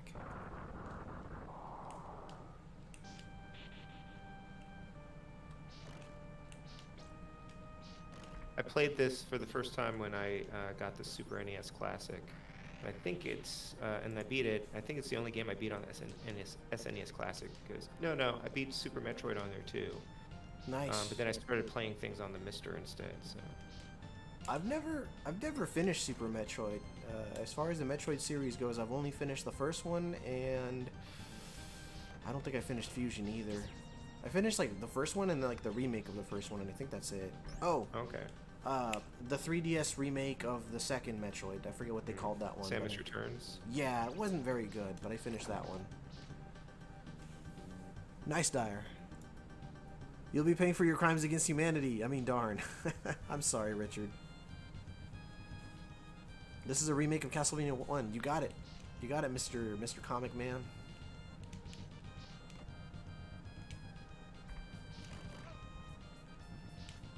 Let's wait for that to... Glad I caught you. Good. Glad to see you, man. Mr. Twerpin. Oh, God. I wasn't paying attention.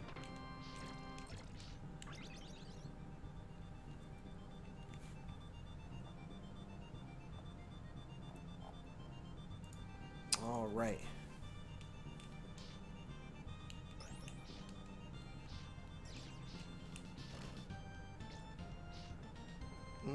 Doesn't reach.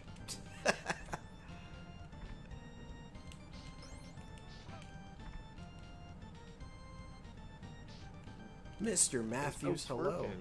And Mr. Matthews, hello. Someone mentions Vash the Stampede. Okay, I just saw the name Stampede, so I assumed Super Joe C was here from Stampede Gaming. A man can dream. That happens if you mash the two of them up, I guess. Yeah.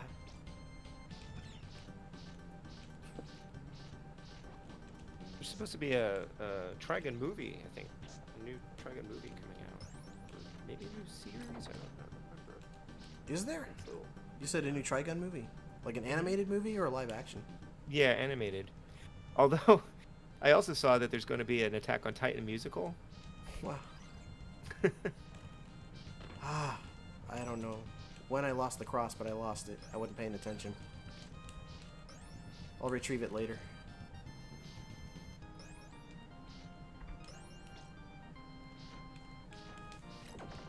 That's gonna slow me down. Yeah, the cross in this game is a must. It is just you just have to.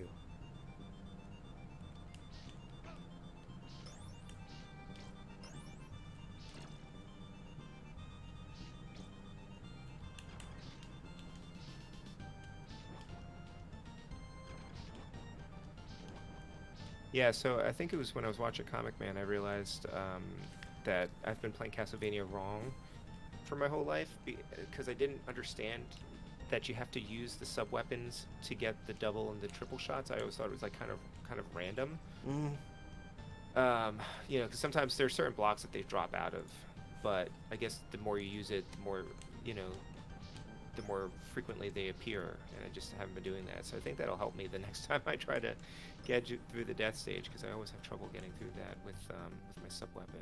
Oh yeah, yeah, it's a headache. Oh, it can be. It's easy to slip up and accidentally grab it like a cross.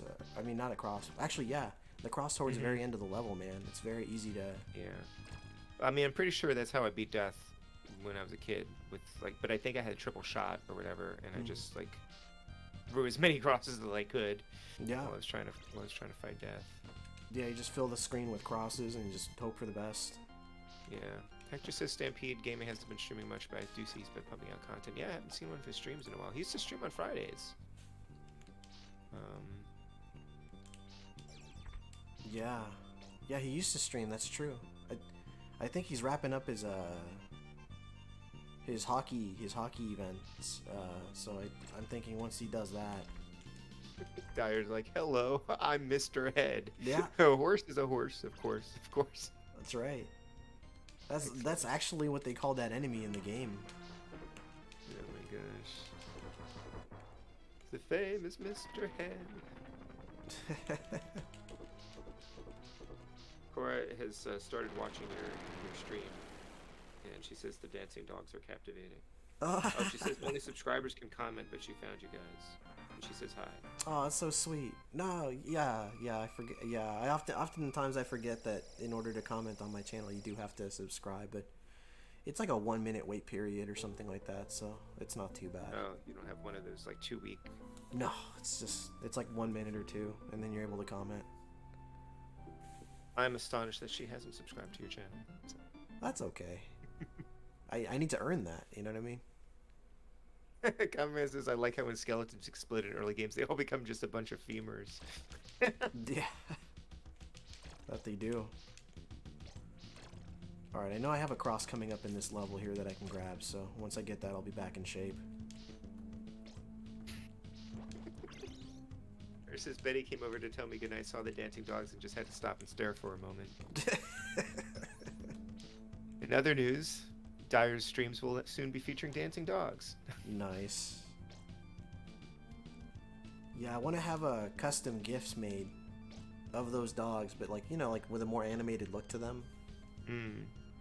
I might actually. And then you get the tattoo, the dog tattoo. No. No. And then you get the divorce. Yeah, that's how that would be the sequence of events exactly. Right.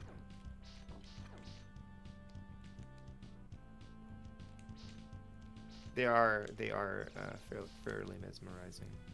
They are. They're keepers. Yeah, the dog on my side doesn't have an NES controller to rub his butt against, though. Yeah. I was thinking we're gonna start doing that pretty soon. We're gonna incorporate streams where we play cooperatively. So. Oh, excellent. Yeah, this was sort of a trial period.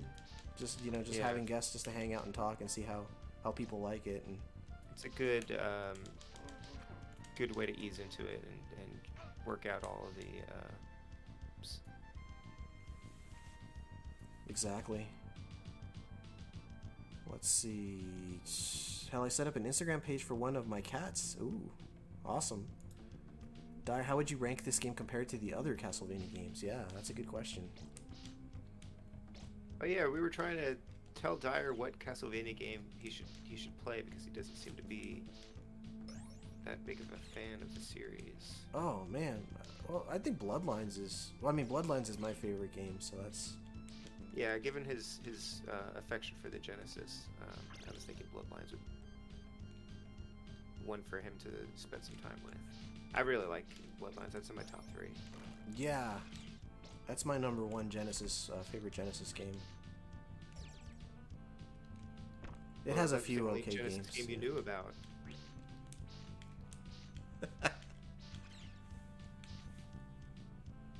Phil, my man, chilling at work, Adult Land. Yeah.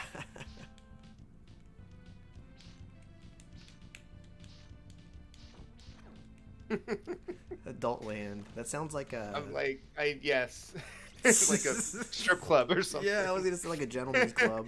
Because Did you then feel- Great White North is like Adult Land. I left a few hours ago. I'm like, what? Right. I didn't know Phil worked at a gentleman's club. You know.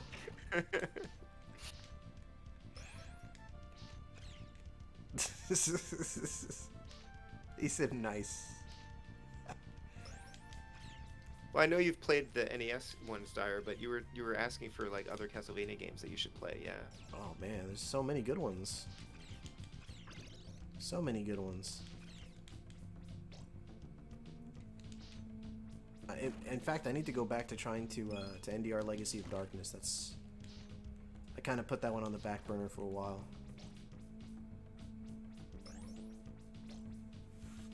To be honest, this was my favorite Castlevania game for a very long time, but Bloodlines is starting to creep up. Dude, Bloodlines is really, really good. And the history behind Bloodlines just makes it that much more interesting, you know?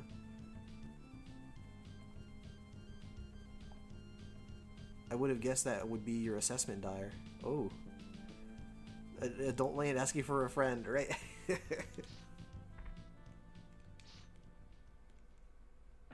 Well, I don't get to bombard you with crosses. Now it's but I Adult can- Land. There we go. Pays the bills. Indeed. Medusa shows up, shirtless. It's Adult Land. Yeah. Oh, come on. Well, there's my double. Gotta get the triple so I can make this game bearable.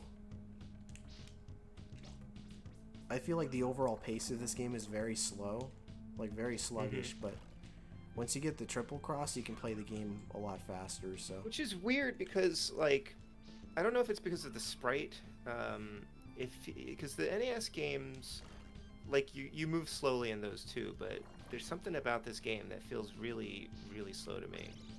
And I don't know if it's just the Super NES, like, just the speed that it was, you know, the processing speed or whatever.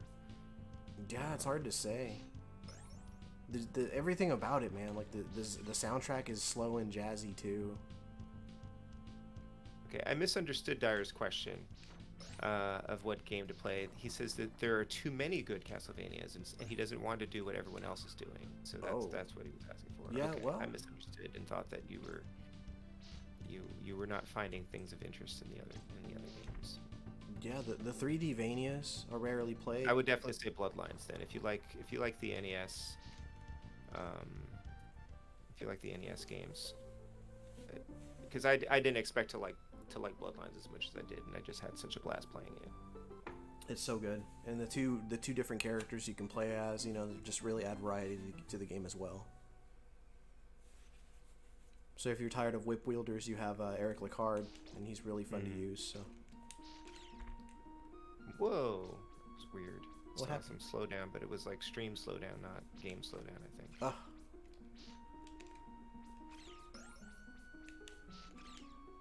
I've collected everything in the series for years, finally stopping in the early aughts. Yeah. Yeah, once I was collecting all the games and the soundtracks. At one point I was collecting everything, and then Konami just went bonkers with all the merch. So I had to stop and just stick to games and soundtracks. So that's all I do now are the games and the soundtracks.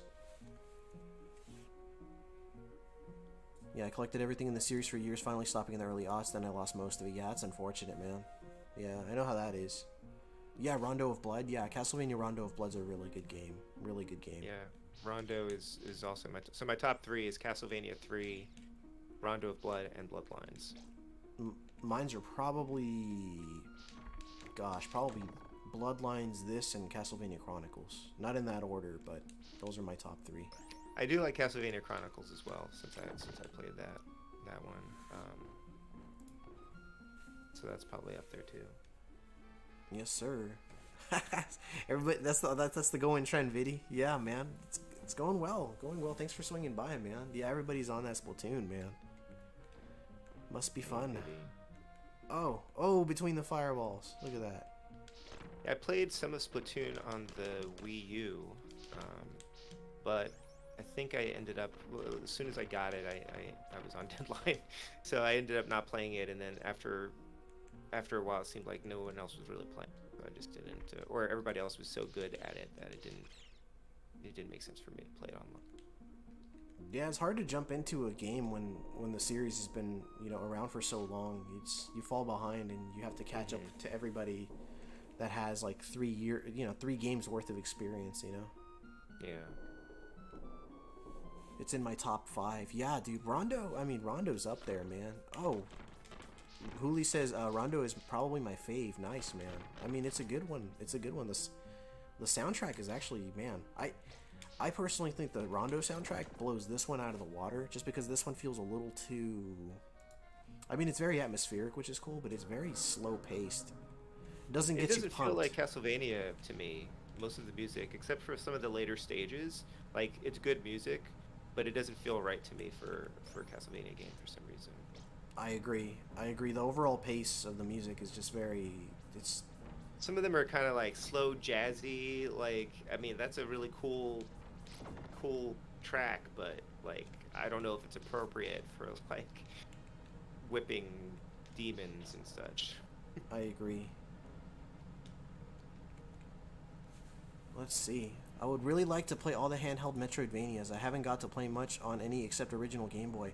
The Castlevania Advance Collection is fantastic, and it also includes it includes Dracula X, so that's a really good one to go for.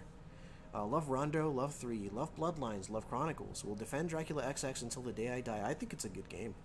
Symphony of the Night is incredible. I like 4 and 2, but the greatest and always will be the original. There you go. I did rank the original pretty high on my list too. Yeah, I want to play Dracula X. No, since I like Rondo so much, I guess I should give it a try. And for anybody that hasn't played Dracula X because people tell them, oh, don't bother, it's just an inferior version of Rondo, don't listen to them.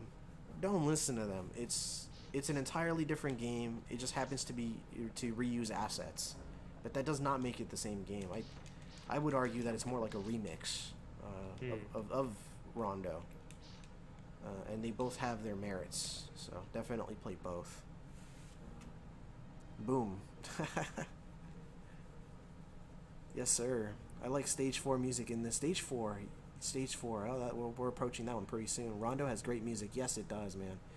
OG Castlevania is my favorite as well. Almost tied with Symphony for me. Symphony's really good too, yeah.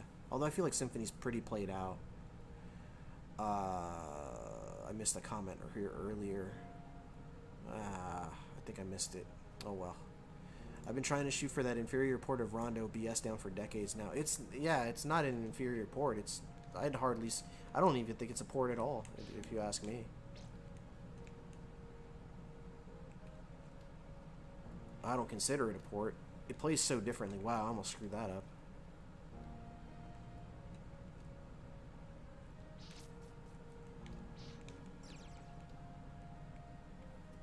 Dracula X is also really good. Dracula X is actually good. Also a nice challenge. Yeah, it is. It's very challenging.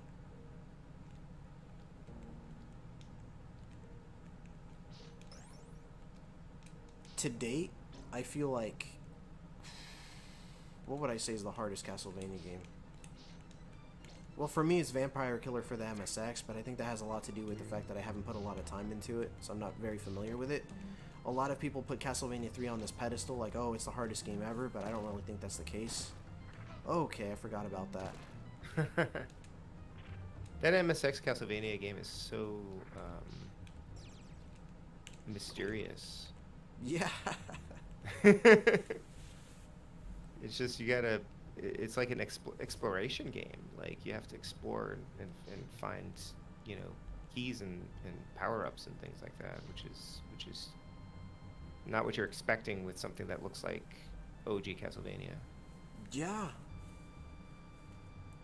Dan says, I'm sorry, the comic man says, someone explain to me what Haunted Castle is. So Haunted Castle is an arcade. Yeah, I mean, in layman's terms, yeah, Castlevania arcade basically. So it's a Castlevania game that stars Simon Belmont. It's yet another retelling of Simon Belmont. Boy, that's an odd game. That is an odd game. I don't really know what to say aside from that. It's a 2D Castlevania game with limited continues, despite being an arcade title.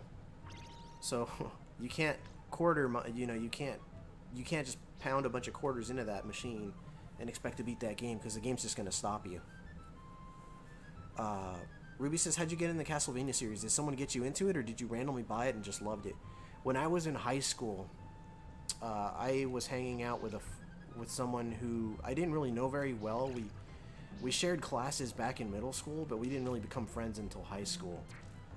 And this guy, he had a Game Boy Advance copy of Circle of the Moon, and he lent it to me. And I took that game to Mexico, that game that he let me borrow, and I played it on the Game Boy Advance non-stop until I beat it. And then I said, wow, this was amazing. Let me check out the rest of the games in the series. And that kind of just went from there. And that's my buddy Luis. He comes in here every once in a while, once in a blue moon. He goes by Luisifer as his YouTube handle. But yeah, he got me into the Castlevania series.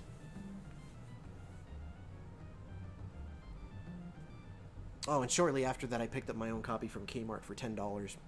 Castlevania Circle of the Moon was $10 complete in box for $10. Just chilling. Yeah. Good start to the collection. Yes, sir.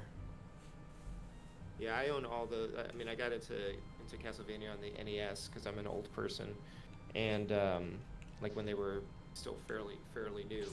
So I got all the Game Boy games as they were coming out, because again, like there was like a long gap. Like, so for me, because I never had a Super Nintendo, so I knew about Super Castlevania 4, and I always wanted to play it because I saw it in Nintendo Power, but I didn't have a Super NES.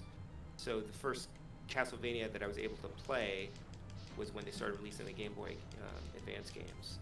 Oh well, no. So there's the Game Boy ones, of course, as well, which I only had Castlevania Adventure.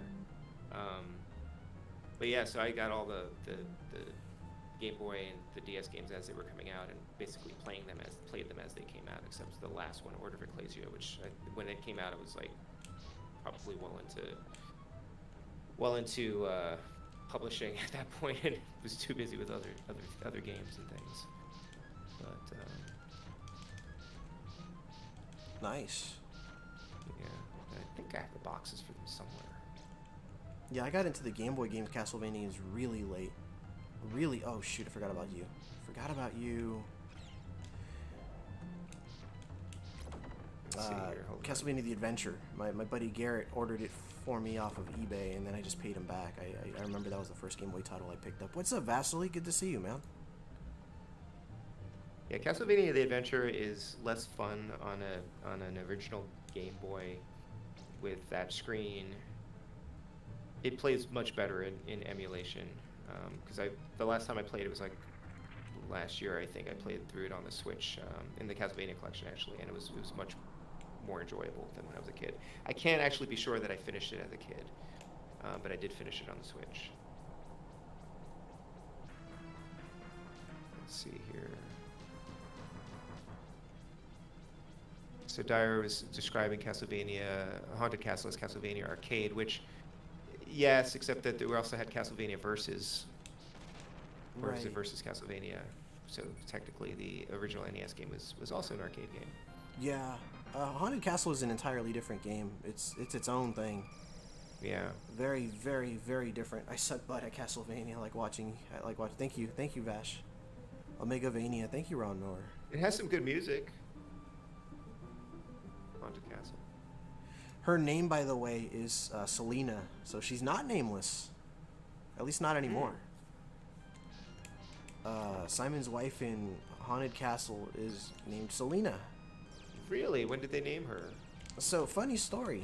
The fans, as far back as, I don't know who, as far back as I remember from, different Castlevania forums, would always refer to her as Selena. And anytime I would do any investigative digging and say, where'd you get that source from? They'd say, I don't know. But when when Haunted Castle came out in that, the Konami, you remember that Konami Anniversary Collection? Or I don't think it's called Konami Anime. It's the one that has a bunch of shooters and then just the one-off Haunted Castle for whatever random reason is just in there. That collection, if you look at the Arcade book, Collection. yes, that's the one, Konami Arcade Collection. If you look at that book, I better pause it for the timer. If you look at the book, it actually tells you in their notes, in their developer notes, that her name is in fact Selena. Oh wow. Yeah, so she I does didn't have a know name. that. Yeah. I picked up that collection just to play our Haunted Castle. Yeah, same. Everything else is just a bonus. I mean, it has Gradius, though, which is a fantastic game. Shout out to Mr. Matthews. Yeah, we'll all be, yeah. She has a name. The fact that they knew it back then tells me that somebody had access to those developer notes and they just never mentioned it. Either that or Konami up and decided, hey, let's name her Selena since that's what the fans are calling her. But yeah, it's in there. So it's official. Her name is Selena. Yeah, it's kind of interesting because so with the Cowabunga collection that just came out, I mean, Konami like opened up their archives to Digital Eclipse, and so basically everything that they had is on the game. Like they just have like binders full of their development notes for the Turtles games. And it's like, well, why couldn't they do that for their own game that they released? The Castlevania stuff. Like, where's your Bible for that? Where are your developer notes? Seriously. Where are all the press releases and the ads and things like that? It's just like, I mean, well, Digital Eclipse, I guess they took on the work of organizing it all and translating it and doing that. And Konami's just like, we're just gonna dump this someplace for you to page through. That's funny. Dyer says, remember, Gradius is never a bonus. It's the main event. Not for me, it isn't. Yeah. But I respect it for what it is. And it's supposed to be a tremendously good series that Mr. Matthews is very adamant about. Maybe adamant's not the right word, but he's very passionate about that series. Yeah. Is it, though? Life Force and Gradius, too? All three of those? Salamander. Okay. Yeah, it's really weird that they lumped in Haunted Castle in that arcade collection. Extremely. Especially when they were doing a Castlevania collection. Like, I don't understand that. It's very strange. Yeah, I don't either, man. It's so weird. But yeah, those tend to go on sale pretty regularly at Comic Man. I got Castlevania, Contra, and the arcade collection each for like $4.99 sale, and I'm waiting for the advanced collection to go on sale before I pick that one up. Mainly for Dracula X because I have cartridges of the other games.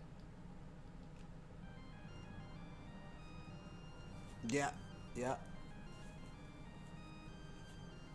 Mr. Matthews says Gradius was definitely improved by his sequels. Dyer says Mr. M and I have very similar tastes as mentioned before. Yeah. I think they called Gradius 2 Nemesis on the arcade collection.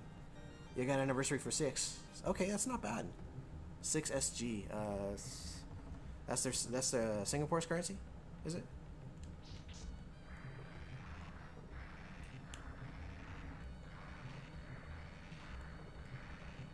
Now this is supposed to be like the showstopper, right? This Mode 7 stuff. I kind of just didn't like this area of the game. Right about here. For anybody that wants to know how to get past this part. What? Well, it kind of looks like that's how you stand in one place at this part. Okay, then they switched. Wow.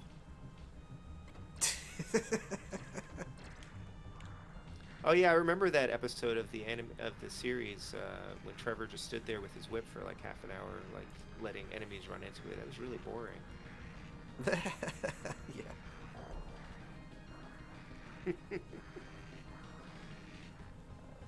kind of his sweet revenge against the Medusa hits, though. I'll give you that. Yes, sir.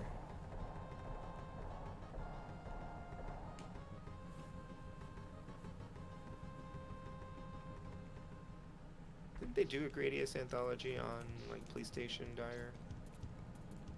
I thought there was something on there. Did they? I don't know. I thought there was like some kind of collection on there, but maybe I'm just thinking of Gradius 5. Hmm.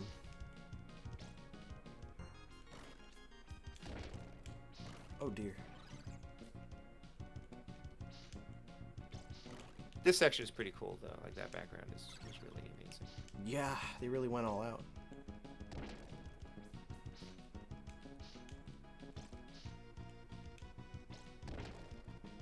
Okay, Dyer says there are a couple of deluxe packs.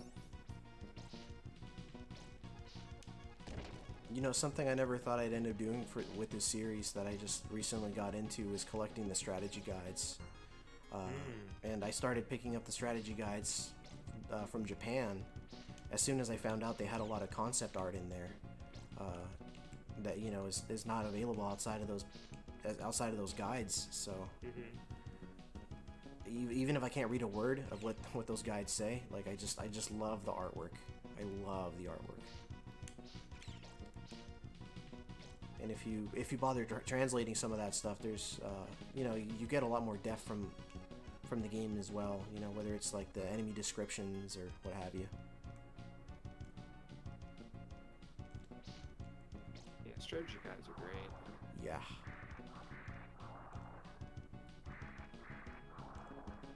There we go. This game has candle meat. Yes, it does. Candle drumsticks and the like. He said I need to keep my right leg. Left one's totally up for grabs out. Nice. The PSP has a Gradius collection. Not sure what all was on it. Yeah. Yeah, I hear that, man. I don't know. PSP had all sorts of cool stuff, man. A lot of really cool compilations on the PSP. I'll just run past this dude. I don't need to kill him.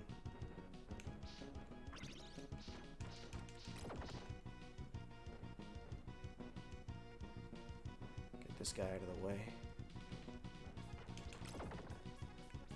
There we go. I gotta keep an eye on that timer. I forget which level it is, but one of these levels is just really long. So if you pause at all,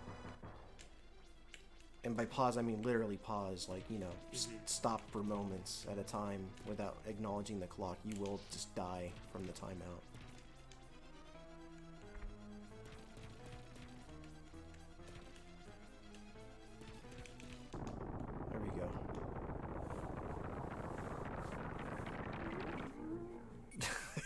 Oh, it did like a Yoshi's Island. That's funny. What a comparison, Yoshi's Island. Did I hear pause trick? GG. Thank you.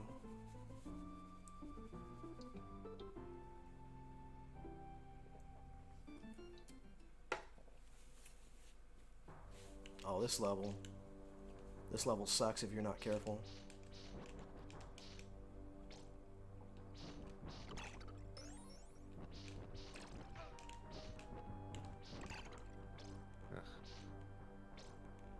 flying things. Yeah, I know. They can't take this level lightly.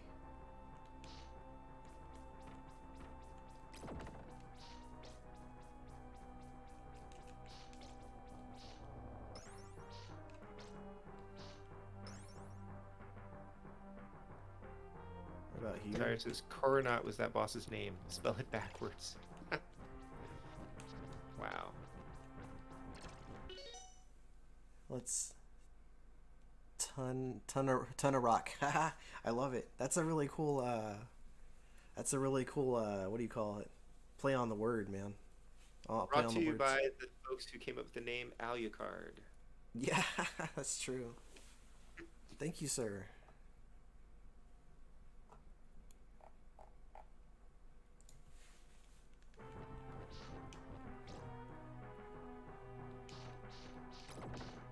For me, this game begins on block 8. Block 8 is where the difficulty just says, hey, you remember how we wanted you to feel like this was an easy game, you know? Yeah, that was all just the training mode. Pretty much, man. It's So you can just like dangle it there and just leave it there. You didn't even have to move it around. You just dropped it, and it was just doing constant damage to it just by touching it. Mm-hmm. Yeah, That's wild. as long as if the whip is, you know, forgive me for getting a little.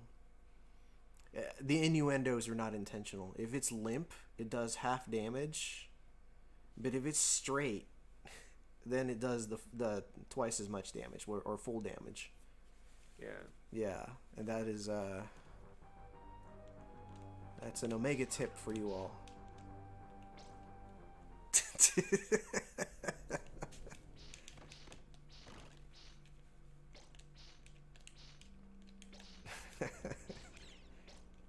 Hold on, let me get around this guy. Those little whip-wielding skeletons, man. Those are in also in Getsufuma Den, in fact. As you might say, the comic man, go to your room. No, not the Omega tip. Stampede Gaming is here. Hello, Stampede. What's up, Stamps? How are you doing? You handsome devil. We were lamenting the loss of the lack of your streams of late. We were.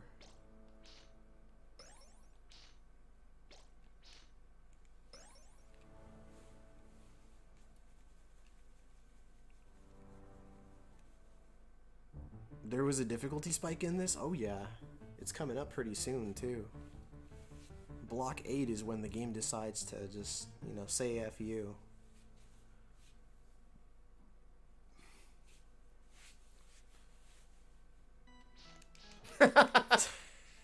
Omega, I heard you did an NDR of a science exam. No, that science exam no death ran me is what happened. There's your nudity on the statues there. Feel free to ogle and appreciate because they're all. Hey, I'm not the one who chose the Japanese version of this game. Right? You wanted to go to Adult Land, so here we are. This is Adult Land. Shit. I never noticed it, right? Oh, I never noticed. Adult Land. Oh my god.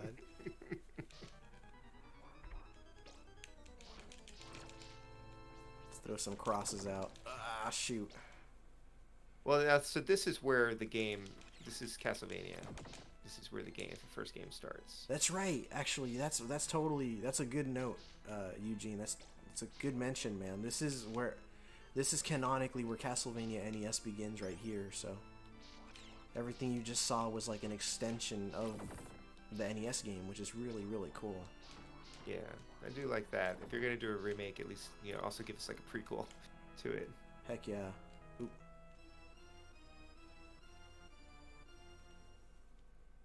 Yeah, you gotta watch out there. The game devs put you on the edge of the screen. I don't even jump forward here. I just neutral jump. Yeah.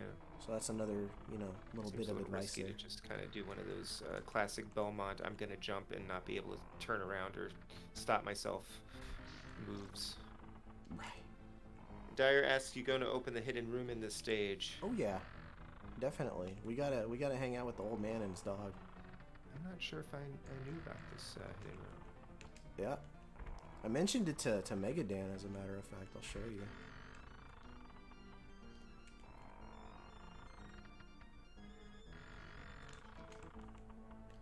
Yeah.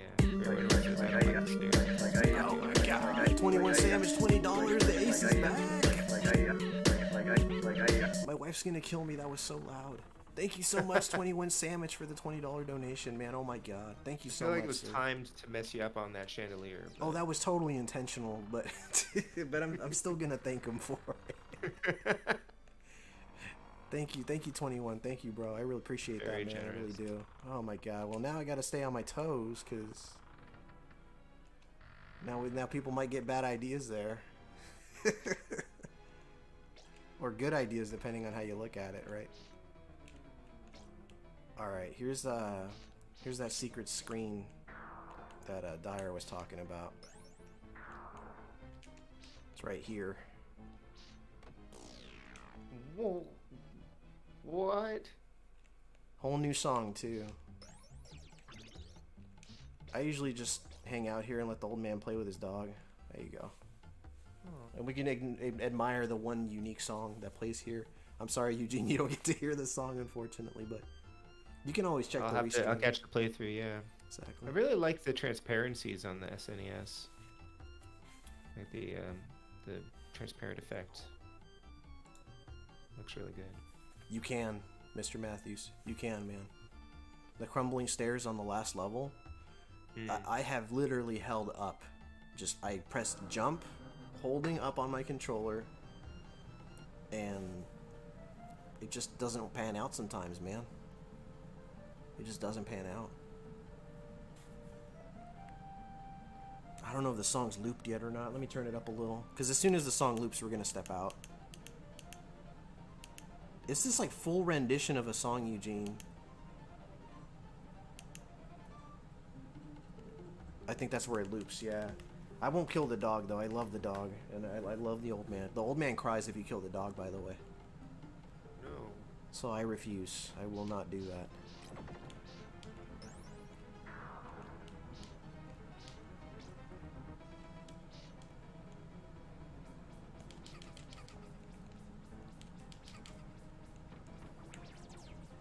There we go. It's a generous amount of health they give you in this level if you know where to find it.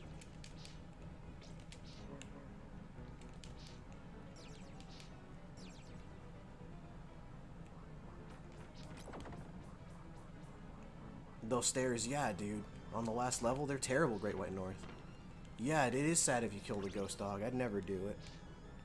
I'll admit I've done it in the past, but I'm a changed man. I'd never do that. Not anymore.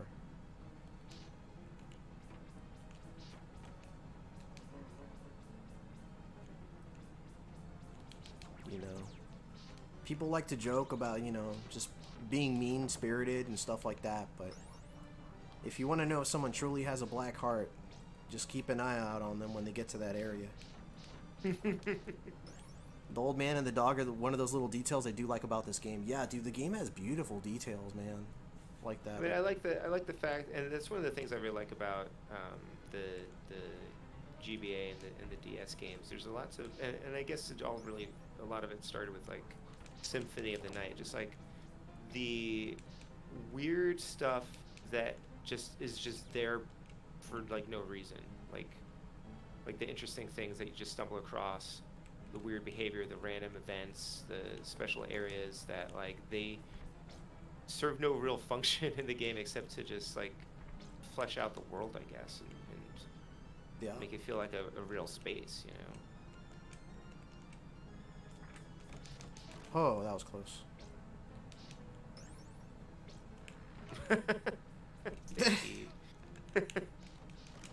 You need to stop having handsome guests on the show. Between the both of you, you're distracting the female gamers. It's true. It's a gift and a curse. I think the gamers are distracted by Splatoon 3 tonight, so thank you. Yeah, really. Splatoon if only 3 I and all were the a sexiness. squid. The water bouncing off the wooden platforms in stage 3 always got me. It wasn't necessary to include, but they did it anyway. Yeah, Dyer. Yeah. It's like the for me, like if you like the Hayao Miyazaki movies, the Studio Ghibli films, the way that they animate things, that like you've got a character like reading a book and then they'll turn the page and turn the page back, or the way that they like eat food. There's all these little character things that like there's all the reasons not to include that stuff because it's more effort to do it. Like you have to actually animate like an extra like 30 seconds that doesn't advance the story, you know, but it makes it feel like those characters are real people, like that this is an actual space that they inhabit, and it's just like all those like little details are really really cool. You save a lot of time here if you just let the hands grab you and you just kill the skeleton. Otherwise, you're just doing this. It's too slow. Grabby hands. Yeah. More features of Adult Land, I suppose. The grabby hands of Adult Land. The gropers. Yes, sir. Seen the water bouncing? Oh, you already did that. Super juicy! Please make Simon moonwalk through an entire screen. Thank you so much for the $10 donation, Super Joe C. I can moonwalk up the stairs. You know, actually, who can moonwalk through the entirety of the game is Richter Belmont in Dracula XX. So, yeah, if you want to see some sweet moonwalk maneuvers, man, I do that in a couple places in that playthrough. Probably also. Go ahead, Eugene, please. Oh no, I was just gonna say I should probably also caution that at Adult Land, wall meat has a different connotation. No. You may not want it. Well, it is Omega tonight. It is Omega tonight. I was gonna say Omega After Dark, but that's not a thing anymore. It was actually Stampede Gaming who suggested I just change the name to Omega Tonight. I believe it was him and 21 Sandwich that suggested it. It's great. I love it. Yeah. Because I had showed him a template of a thumbnail I made. I said, "Oh, what do you guys think? Oh, the Omega After Dark thumbnail." And Stampede's response was unacceptable. He said it should have Mac Tonight and this and that, and he just had all these crazy demands, and I somehow managed to meet them all. That is a true friend. Just like tell you exactly what they think. Yep. Push you to do better. Always, man.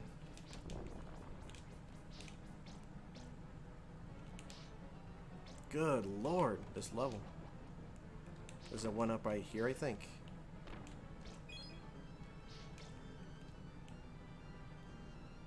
Joe's very demanding. Yeah.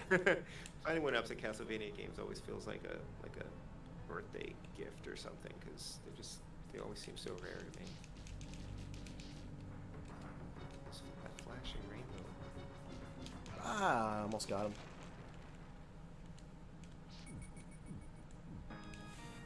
Does she always fly off, or does it? Oh, they separate. Yeah, when you beat them, they separate. Those two ghosts had what were their names? I can never remember their names, but the names are also references to.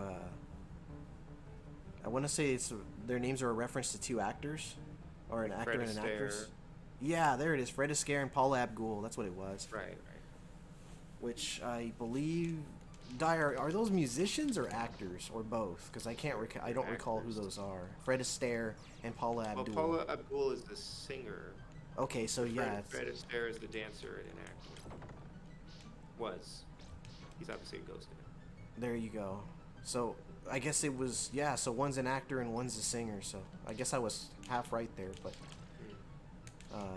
both. There you go. Yeah. Thank you. Yeah, I love that kind of stuff, man. Like he was in Singing in the Rain. There you go. I said they're more performers. That's a good way to put it, Mr. Matthews. It's a very good way.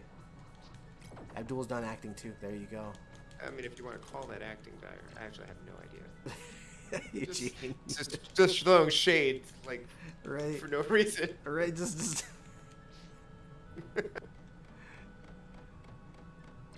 Fred Astaire was the whole package, yeah, man. Those are rare actors, man. There's some Spanish actors like that too that were singers and. Is that Gene Kelly? Wow, so I got that totally wrong too. I was thinking Fred Astaire was Kelly. Singing in the Rain. Oh. Gene Kelly. So then I don't know what the heck Fred Astaire did. now they're all like coming Everyone's out. correcting Fred me. Astaire was not in Singing in the Rain. Hey Perry, how are you doing? Looks like we have a mutiny on our hands. Right. Oh, now I gotta see what Fred Astaire's IMDb page says. I better grab that heart. Wikipedia's fine. Oh, is it Gemini? Jay He Perry? died. No, he wasn't Gemini. He died in June. Jay Perry, I'm sorry, I don't know how to pronounce it. Lenog? Welcome. Howdy. Thank you for being here. Well, I was in interviews for doing a lecture series all week, so it's a Learner Hall project reference you can explain for the others. Oh, okay, yeah. So it's like a short film that I did in college, riffing on the Blair Witch Project, featuring our student center, the Learner Hall, Learner Hall. Oh, shoot. I screwed that up. They recently discovered it on my YouTube channel. Oh. Which, because I finally scrounged up an old copy. Now there must be source footage of this somewhere. There must be a higher resolution version of this video somewhere. But I think it's like locked into some old media that my friend has. But I actually was able to locate like a real media file. Do you remember real media? Oh yeah.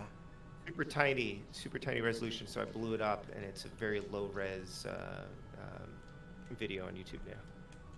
Oh wow. You had the hard drives of them? Oh, is that where Noah sent them? They were in the library secure storage in a move. Oh my gosh. So they're probably gone then, which is unfortunate because I think... Oh, that's too bad.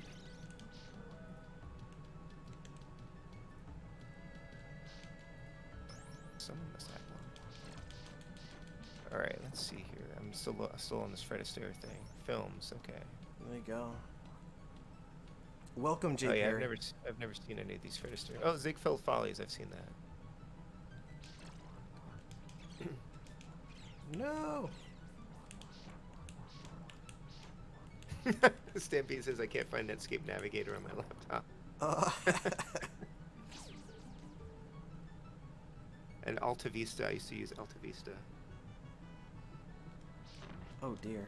One of my issues with this game is that many of the levels don't look very distinct. Yeah, after several playthroughs of the game, I'm starting to like, you know, I no longer mash them together in my head, but there are a lot of like colors, like distinct colors that are very prominent in the game overall. Yeah.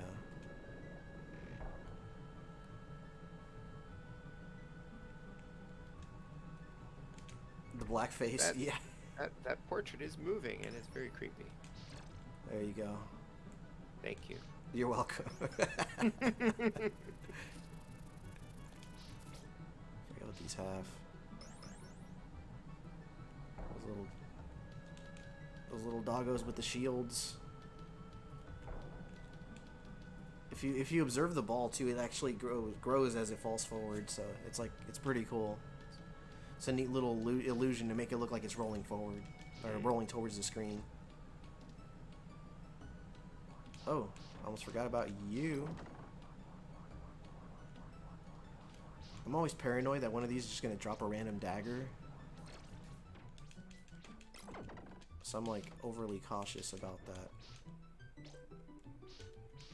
Ooh, we're almost done with this level. You're getting through with very few hits. You're doing great. Thank you. Yeah, it's stage 8's where things are gonna change for me. It's gonna get very nasty.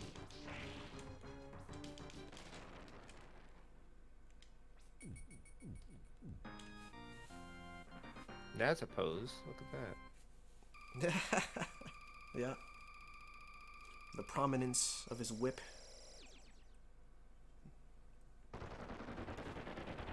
Thank you. Every tune is just a banger, too. Woo, that fanfare. Yeah, it's very triumphant. Wait, Fred Astaire was on Battlestar Galactica Wow. in the 1979 series. Huh. Wow. So this, folks, is where... Oh, God, I pressed the wrong button. This, folks, is where the game begins. And you can tell it makes me nervous, because the very first thing I did is I jumped towards the enemy. So this here is where the game just stops holding your hand.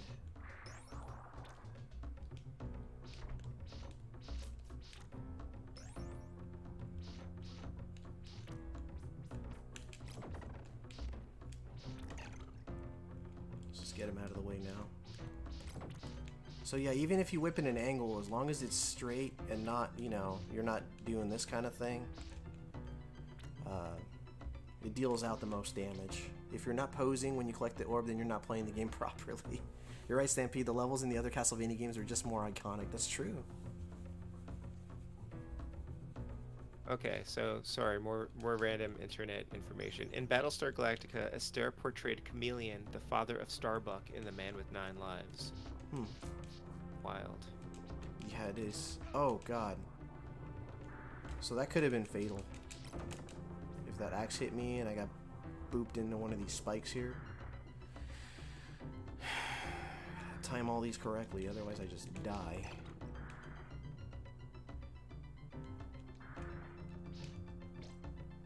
You know what happens too is I focus so hard on this level. Oh, God.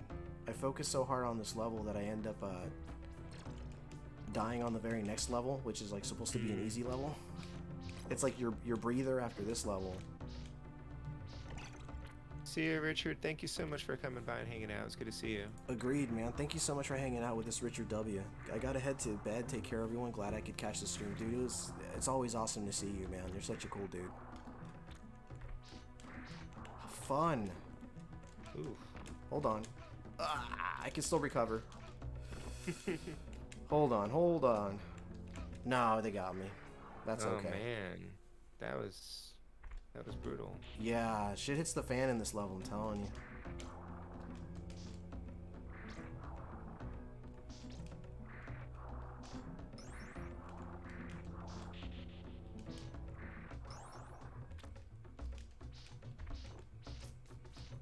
Let's see. Stampede says whipping in 8 directions was very game breaking. Yeah, it's pretty cool.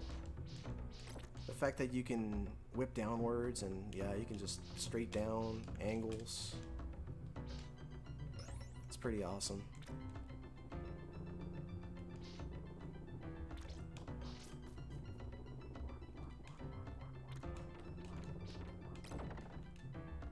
Mr. M says negated the benefit of sub-weapons. Yeah, I haven't seen Omega Ace using too many sub-weapons. I guess in the boss fights. Yeah, that's generally where I tend to use them the most, is during the boss fights.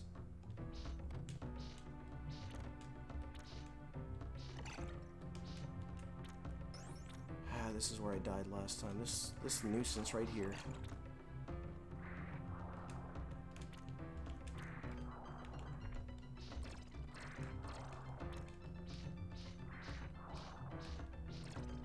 So if you play a game on your wife's Switch, does it somehow sync with your profile on your Switch? No, I'm just... Not to my knowledge, no. Just... These old compilations don't really save any progress, so I don't mind playing them. I guess that's true, yeah. You can upload saves. Yeah, maybe. Alrighty. Well, now there's the pressure. The pressure of dying is no longer there, so there's that. If anybody wants to see a no-death run of this game here, it's on my channel already. It just doesn't have commentary yet. That's good to know, yeah. I should use Chorus Switch sometimes then, because the Spud monopolizes my Switch all the time.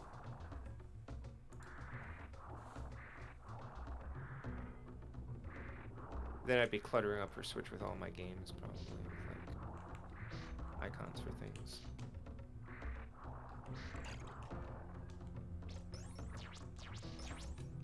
Stampede says if it wasn't for this game, I never would have bought a Super NES.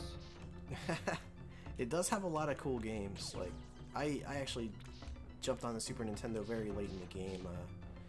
2001, I believe, or 2002 is when I picked up my first Super Nintendo, and it came with Mega Man X, The Twisted Tales of Spike McFang. I believe ActRaiser is... No, I don't think ActRaiser was actually part of that collection. It was just a few games. It was like maybe 3 or 4 games, along with the Super Nintendo. And the guy had sold it to me without a power supply, and he thought he was getting one over on me because of that. Little did he know that Twisted Tales of Spike McFang would grow to become a very valuable game, so I guess I got the last laugh in the end there.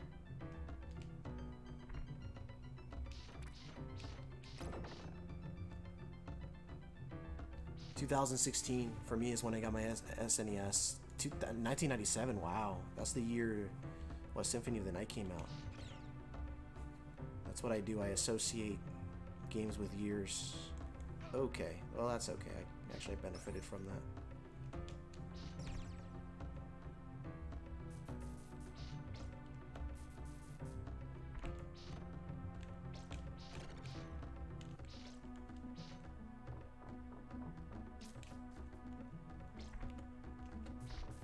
Ow. 1992, wow. Did you pick one up at launch, Dyer? Jay Perry says I was gifted one with Pilot Wings. Oh, Pilot Wings, so cool. Super Mario All-Stars. Didn't end up getting a PSX, PS1 until 2001 after getting a Dreamcast. Nice. Oh look, another falling bridge. You'd think Dracula could get some repairman out here. Yeah.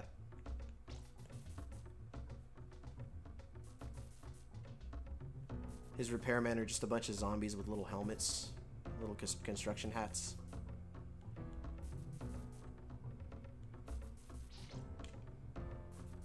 This repairman, I like it.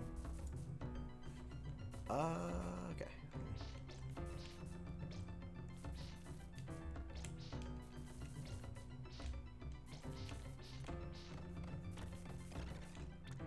My sister bought a Super NES from one of my friends and left it at our house for a while, so that's when I played through like Super Mario World and maybe that was and Yoshi's Island, I think. But then she took it away, so I only have like a handful of games, and I didn't actually have a Super NES until I think I bought one. I bought a Super NES for my mom actually, because she was playing it, and then when she was kind of done with it, I basically inherited it. So that's the one that I have. So mine came from Funkoland. I don't know exactly like when I bought it, but I only have like a handful of games for that system. Nice. Stampede Gaming's. Oh man, I'm sorry. I'm missing a lot of messages, guys. Oh, do you or Eugene still own any retro games console from your youth, or did you guys rebuy everything? I definitely still have games from my youth. Yeah, I have a good amount. I have Teenage Mutant Ninja Turtles. I still have my original copy of that, and Super Mario Brothers 3. Like, I have some NES games here and there from my childhood. So yeah, some.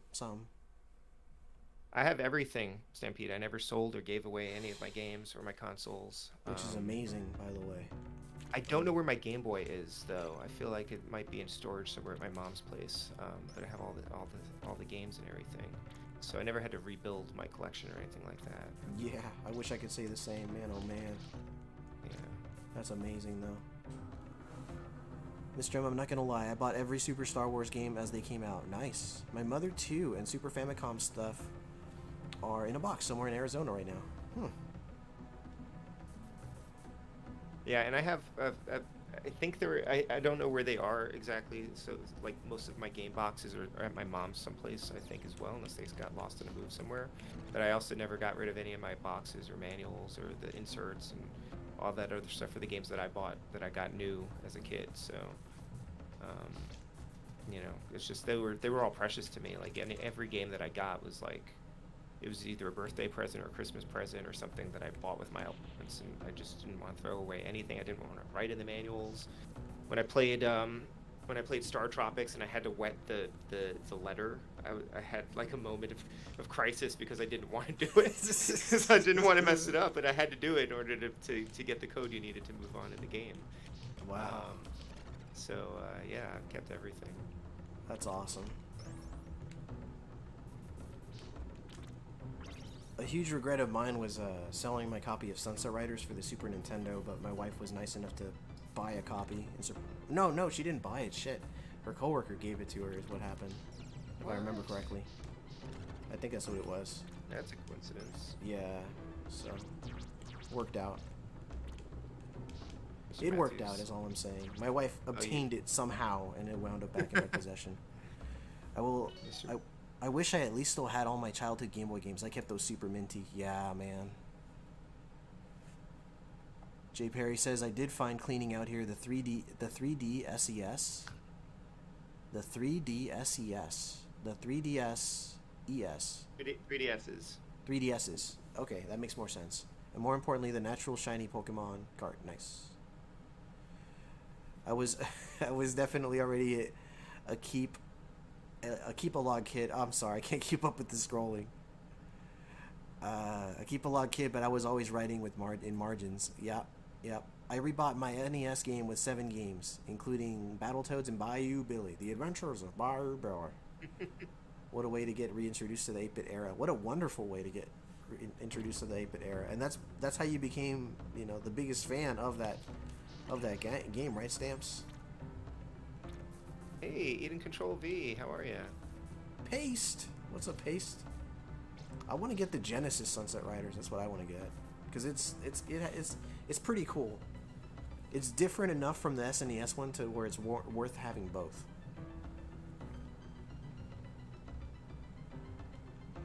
This part here sucks, by the way. This part with the with the disappearing platforms. This is my no death run killer. This is where I've lost many no death runs. Is it random? Yes. That's not cool. No, it's not. I kind of just go. You know what I mean? Just go. Yeah, and then There you we got the go. falling spikes. Yeah.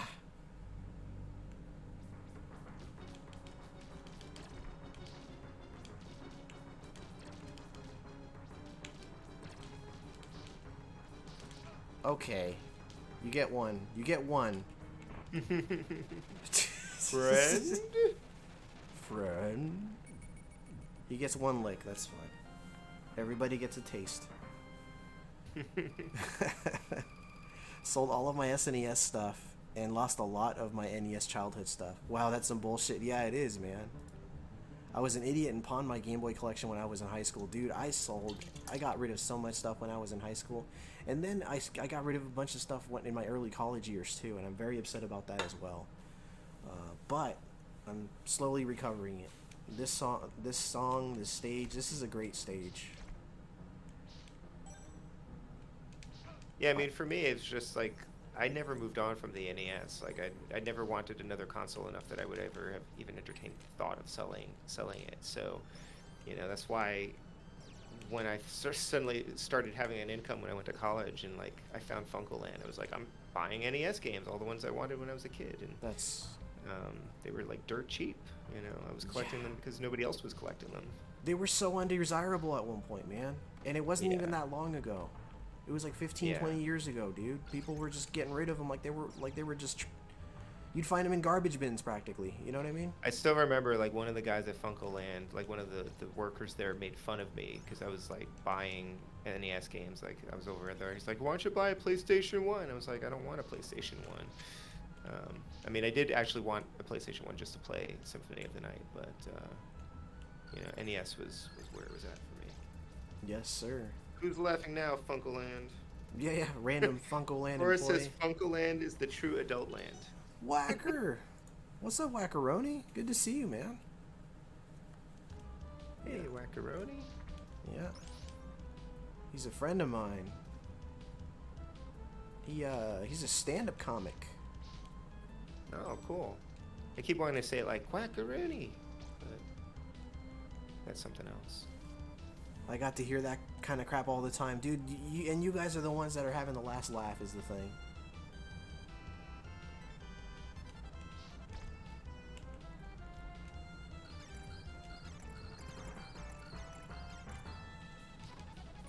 I mean, I do wish I hadn't assumed that Little Samson was a Wisdom Tree game, and Oh, didn't buy it.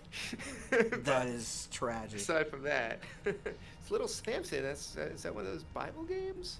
It is not. No, sir.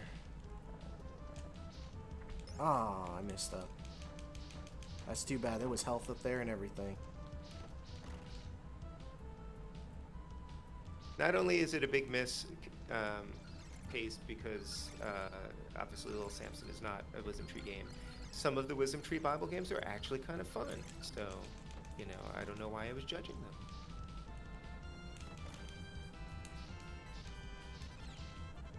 Oh man, oh man. Hold on. Okay.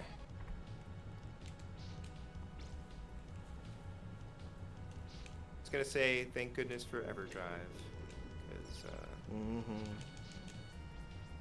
yeah, never could have dreamed that such a thing would ever exist.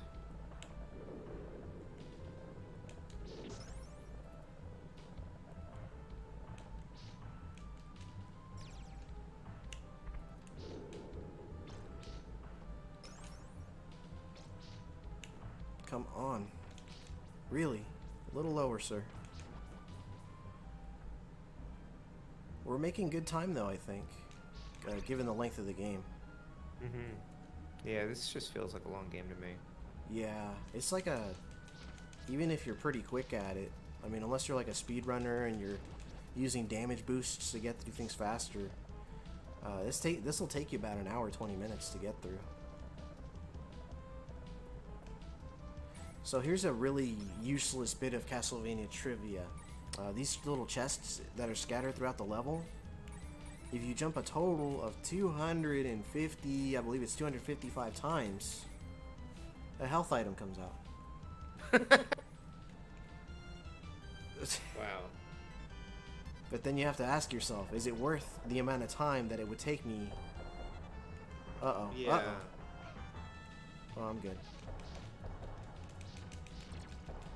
Shoot. I mean, and it might be if like you're really strapped for health, you know, but and these by here are the ideal ones to do it on because you are above this platform here. You can even do two at a time like this. So there you go. More useless knowledge for you. I mean, who discovered that? I don't know. Another hidden room, by the way. No ghost dogs. I'm just gonna exit right here. Exit stage left.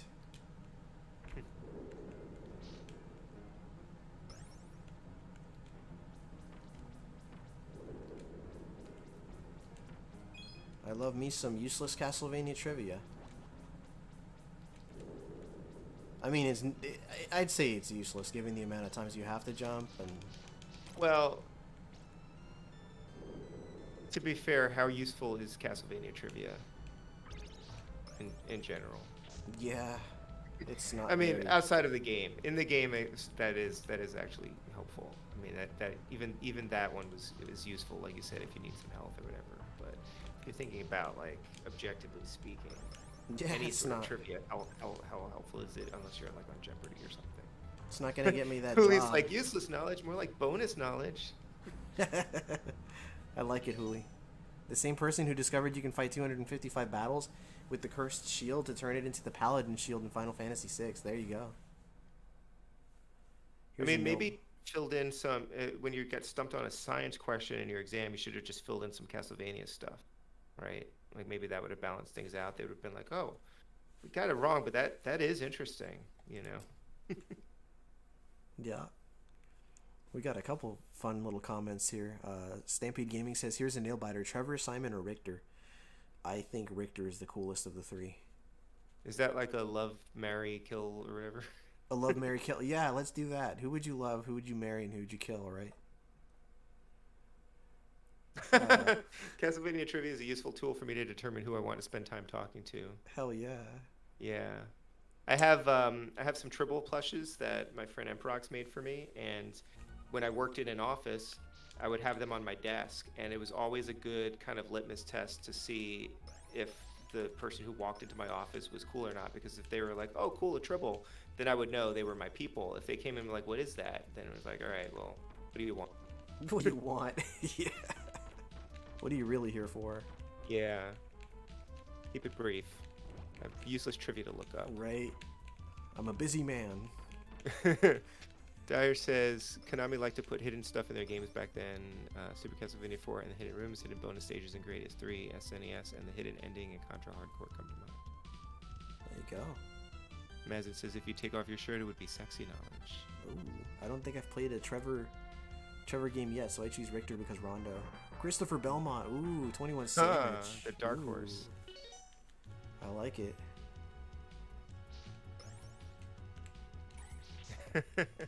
You know what though? Christopher does have 2 good Castlevania games. You know, he's got Castlevania The Adventure Rebirth and Castlevania Belmont's Revenge. Both are really, really good games. So, oh, shoot! I'll just kill him from that down here. I think Mazin's onto something. Stampede's cracking the whip. 21, get back to work. I want to wake up to a Blaster Master NDR. Oh, man. Yeah, the Great White North is also working on one of those. He is. He's kind of a masochist, I think. Blaster Master is a rough one, because if you mess up, that's such a long game to get through in one sitting. You know who caught me by complete surprise was Dad Level Podcast. He know Death Ran Symphony of the Night. Oh wow! But he did it like he made it to the inverted castle and beat Dracula within an hour and a half. That's pretty fast for that game. Wow. Pretty damn fast. Reinhard Schneider, ooh my man. I like it, Dyer. He was almost Schneider Belmont, by the way. It's still better than Ralph. Ralph C. Belmondo. That's his uncool name. He's like, don't call me that. That's what my mom calls me. Andrew, See you, Perry. Yeah, I've got some writing to do this weekend too. Perry, thank you so much for swinging by and just hanging out with us. I appreciate you. Thank you very much. Andrew says there's an outstanding chance Omega likes Castlevania. Maybe. I think you're on to something there. Moses Gaming says, I'm back, Omega. We just recorded a podcast with Dad. Lever podcast. Very cool. Very cool. Hey, Thumb. Hiya, Thumb. Oh, the timer's running. This boss sucks. I don't like this boss. I mean, I like things about this boss, but you know, it's like I like you, but I don't like you. You know what I'm saying?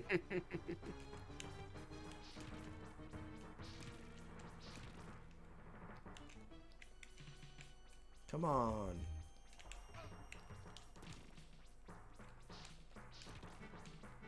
Come on, Simon.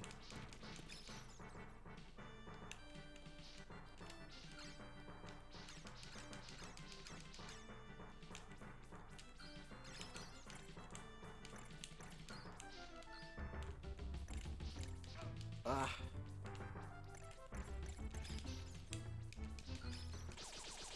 That's pretty good. Pretty good. Nicely done. Who names a vampire Walter? Now we're talking 3D Castlevanias. Mazin left his shirt at my place again. Oh my god. I mean, presumably he was named Walter before he was turned into a vampire, and then he just kind of went with it. Yeah, kind of weird. Thank you, the Comic Man. That's a really tough boss to beat without getting hit, by the way, because there's just coins flying everywhere. And this is where the music just hits its peak. And of course, it has to be classic Castlevania music. Yeah, this is when I started to like the music in this game. Yeah, it's towards like the very end of the game, unfortunately. It's dangerous to go alone. Take this. I'll just kill him from down here.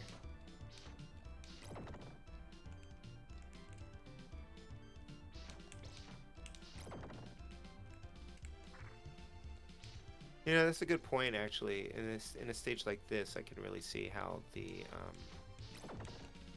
a-directional whipping really just makes this a lot easier. Oh yeah. So a lot of the challenge here is always like, how do I get up there without getting hit? God. I'm sorry, I thought I clipped that ceiling and thought I was done for a second.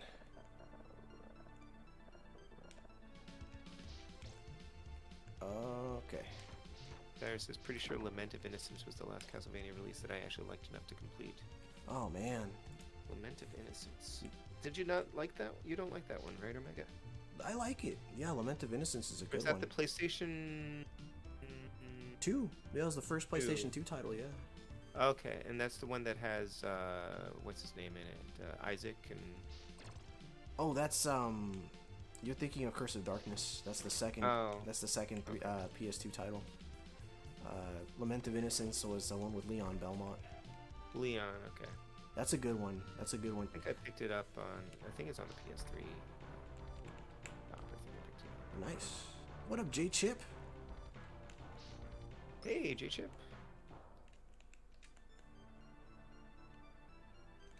Haha. Don't cross the streams, J Chip. Yeah. I almost grabbed that stupid dagger. Okay. This part right here.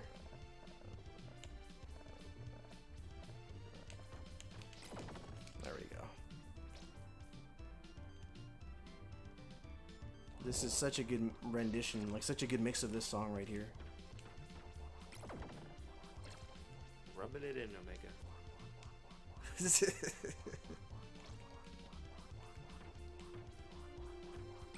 There we go.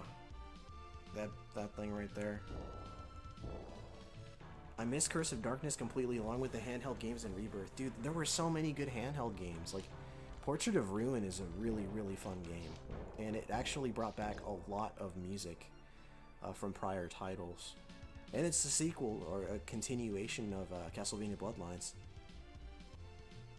Yeah, J-Chip. Here's the... I got the No Death Run too. But yeah, Mega Dan also has it, man. I hate all these clock tower sections. Yeah, they are... they can be a nuisance. Problem is, I like the aesthetics of the clock tower, and I like the level design overall. But they're such a pain to get through. They're so hard. They are. I like to get like right about here, I think. I love the Castlevania 3 clock tower with the swinging pendulums and all that stuff. Oh, I shoot. like the platforming in it. They're just really hard. Yeah. Almost screwed that up. I really like our generation of retro gaming community. Believe in the 4th generation. Dang it. I'll have to catch up with that in a second, Stamp. Sorry. I really like her I'm sorry, go ahead, Eugene. Yeah, I'll read it. Really like our generation of the retro gaming community. I believe we're the 4th generation. Eugene, I believe you're the 3rd generation who came in. Megadan and J11 Solid Nade. Yeah. Yeah, Ron Mower is one of the very few that's 1st gen.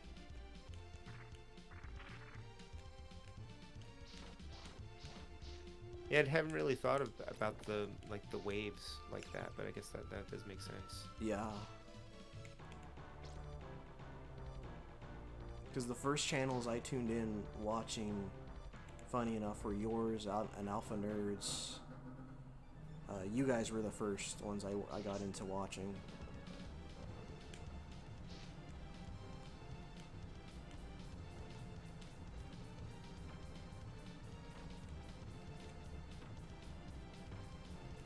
I don't even bother trying to whip him because, you know, the whip can get caught at the wrong time when you're trying to attack the enemy, and then he'll just fall right down and die, so.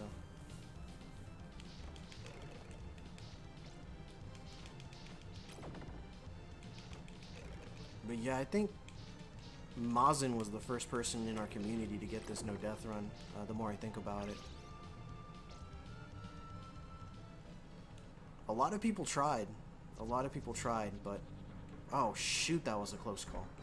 Mazin was the first in our community. I mean, you know, obviously there have been many people that have done it before Mazin, but...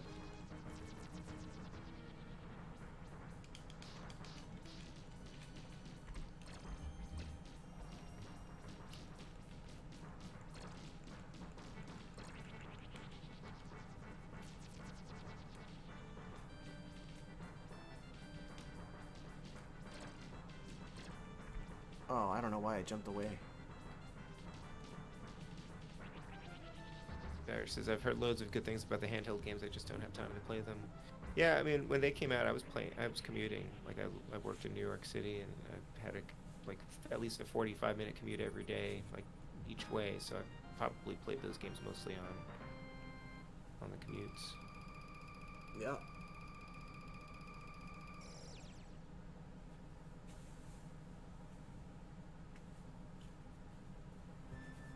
I can't think of a game that Madsen has a no death run. He's doing an NDR while watching the stream. So true. Yeah.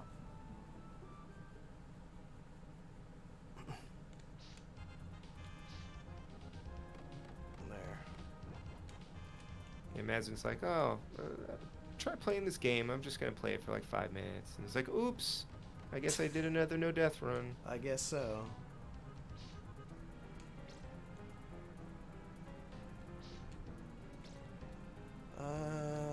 Sure, I'll go this way.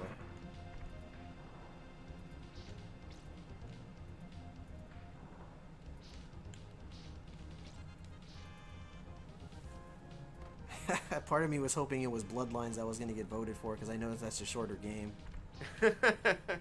This game, I feel... Did you cast a vote, Omega Ace? No, I didn't vote for my... You could have, well, you probably would have just tied it again, I guess. Yeah. Yeah, I didn't want to... I wanted to give the viewers what they wanted, you know?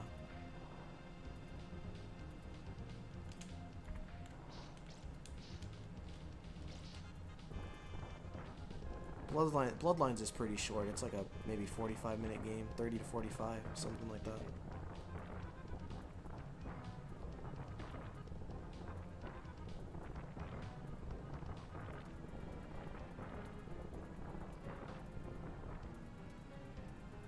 Got a lot of bats on your butt right there.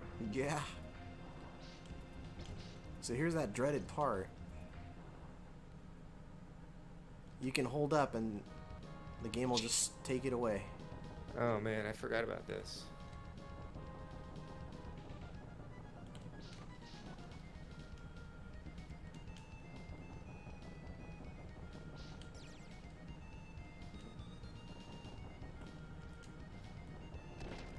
So far, so good.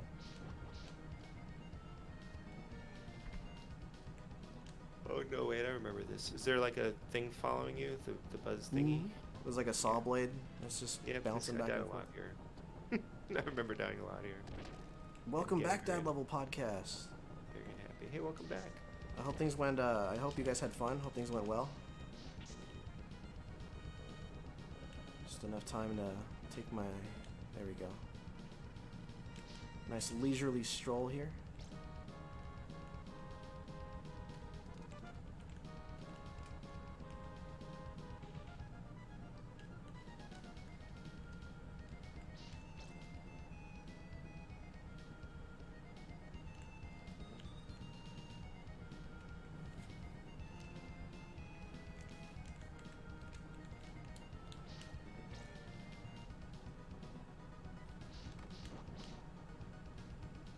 Samus says I picked this one for my own selfish reasons, lengthen the stream while I work. Nice. Oh. Okay, hold on. Comic Man, this is a weird level. Yeah, those flying platforms are very strange. For some reason, I was picturing them as like flying toasters, like the old the old screensaver. Nice. Imagine you were jumping on those.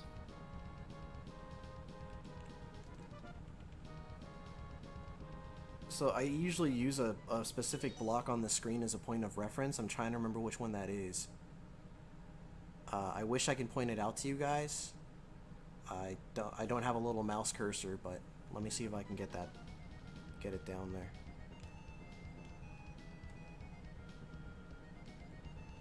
There you go. Yikes. So it's a specific block in the background. When I upload this NDR with the commentary and everything, I'm actually going to circle the block. That way you'll know that as soon as the raising platforms reach that specific block, you could just jump right down. And as long as you don't stop moving, you're safe. And ever since I started doing that thing with the one specific block, I've had like a 100% success rate at that specific point, so. Yeah. But as you saw, even if you paused for just a fraction of a second, I'd have definitely died there. Now this boss here, he's no fun. I don't like this boss. Because sometimes he'll just do whatever he wants. He'll hit you with the invincibility frames. He looks cool though. Yeah, he's got a great design. You see the invincibility though, like that he has temporarily there. Sometimes he abuses it.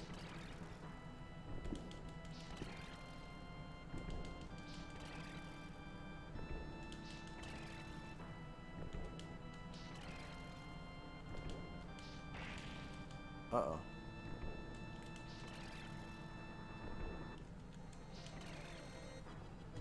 So Vince from Dad Level Podcast, as a matter of fact, was the one that suggested I use these pillars. Seems it works pretty well. There are times where even the pillars won't save me, but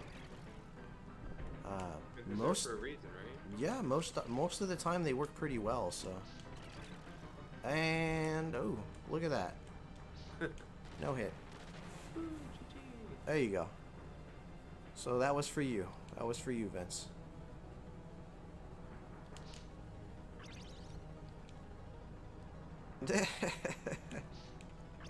Never.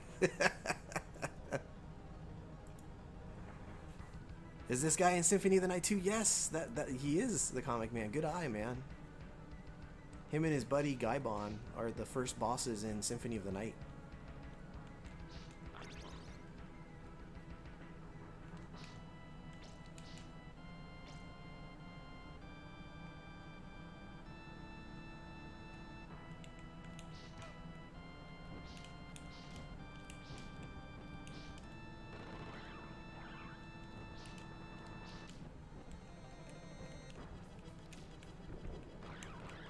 Ah, okay. Yeah, I don't really like boss rushes in Castlevania games. Yeah, they can be a handful.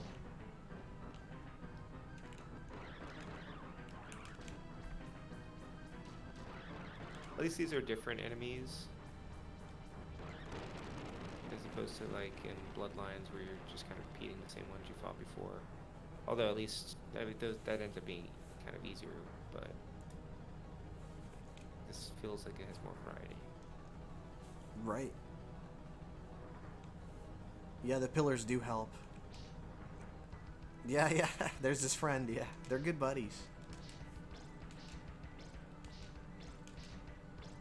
The best enemy from Symphony of the Night is the guy who throws a sword at you after being defeated as a last-ditch effort to attack you. So petty.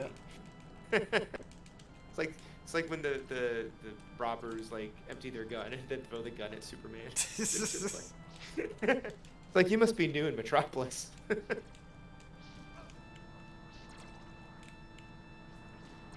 Oh.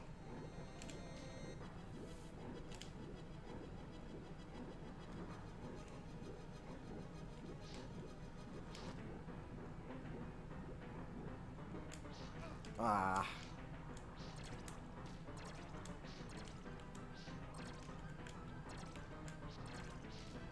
Ah, I got greedy. That's on me. Yeah, that's on me. Oh, let's take him out quickly.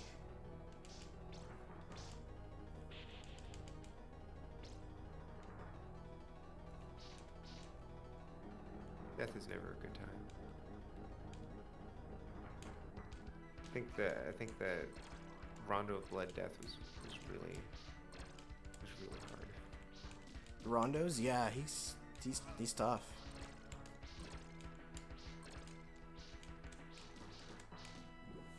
I mean, you get the best Castlevania soundtrack. Shoot, I think it's Belmont's Revenge for the Game Boy. That is a badass soundtrack.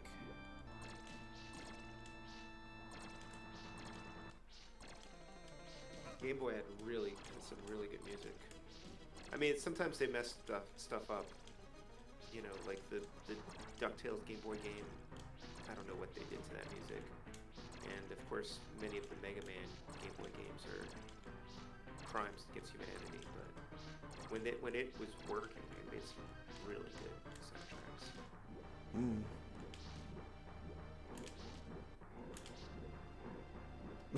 Dan Death.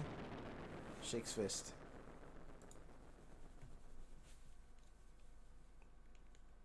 Go for the bear, Huli.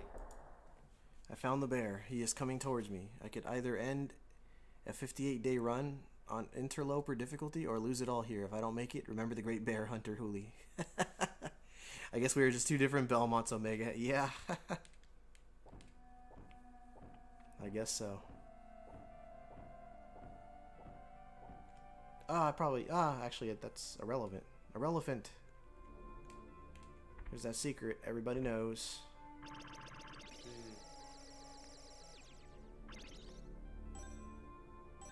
So if you hold up as you're moving forward, you catch the stairway. But then you ask yourself, how do I know where the invisible platform ends and where it begins? My advice to you, look to the moon. The moon measures the distance between the gap and the platform. So would you consider that cheating or a trap or an essential tip? I think it's like if you have a pretty good handle on how to face Dracula, it's not really necessary, but for someone that's like new to the game and wants to, just get comfortable fighting Dracula, I'd say it's a really good, secret to know. Retro Ryan asks if I'm a dog or a cat guy. We have both. But which one do I prefer? I don't know. They've both become so much work that I'm not sure I prefer either anymore. But I do love our pets. Stampede says, "Do you have Belmont cigarettes in the States?" No. Well, actually, I don't know. I don't smoke, so I don't really look. Moses Gaming says, "I heard in Omega's downtime he plays Minecraft." That's not true. That's not. I won't even entertain that joke. Fortnite, though, right? That's Fortnite. No. Moses Gaming likes Fortnite though, and that's not actually a joke. He really does. Fortnite is perfectly cromulent. I have fun when I play Fortnite. Yeah. I'm not very good at it. I tried it once, about 6 or 7 years ago. It wasn't my thing. Actually, I want to play it now that they've got a mode where they've gotten rid of building, because building is just like I can't manage all that stuff. Yeah, that's doing. I just want to shoot things. Like agreed.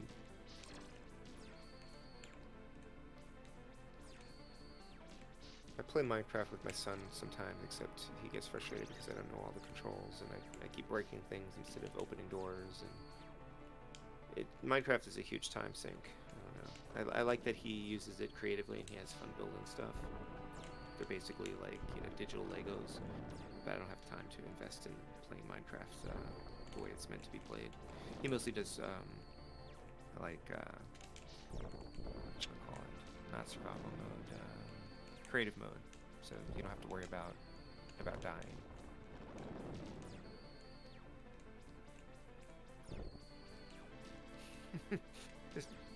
This Dracula seems a lot easier than the one in the first game. He gives you chicken.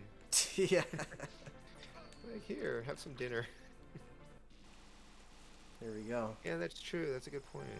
That is easier. Still took me a while to get this pattern down. Oh no. Well, I mean, I have a pretty good life lead.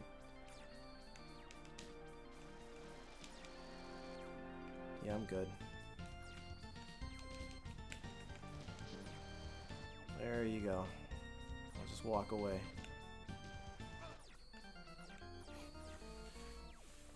I wish he was more tough. Yeah, the second playthrough. Thank you, by the way. The second playthrough is pretty good. Or no, it's pretty hard. 11-10. Well, shoot. Yeah, I think maybe we should just... Yeah, we could just, leave it at that. 2 games. It's a pretty full night. Yeah. Thank you, Mazen. Die, monster! You don't belong in this world. Thank you, He doesn't Stamps. even have a second form. Comic Man says No. in outrage. Yeah, just his unmasked version. That's it. Thumb Brothers, thank you. Dead Level Podcast, thank you. 21 Sandwich, thank you. Great run on both teams. Who's this lovely girl that we haven't seen this whole game?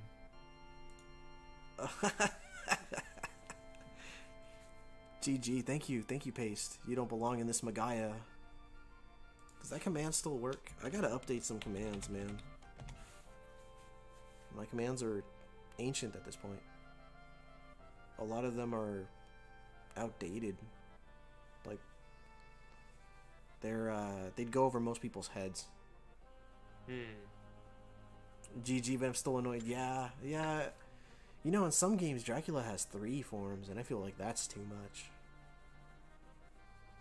It's not too. There aren't too many games, fortunately, that do that, but there are a few. Like, Castlevania: The Adventure Rebirth, he definitely has 3 forms there. It kind of feels like even the developers got a little bored at the end there and just wanted it to be over, so they're like, yeah, we'll just do 1 form, I guess. Yeah. Thank you, That Level Podcast, for the elotes. Now, Bloodlines has quite the last fight. Yeah. It does, actually. You're right. Man, Bloodlines, God, that is a long gauntlet at the end of the game. There are so many boss fights there. Just boss fight after boss fight.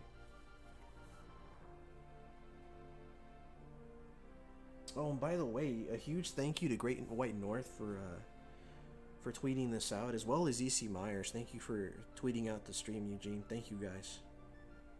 I just got notifications. I just saw the notifications for those. I really appreciate you guys. I appreciate you all. Thank you all so much for sharing this out. Thank you all so much for being here. The song at the end of this game is very peaceful, but man, there's something so satisfying about the OST for Castlevania Bloodlines,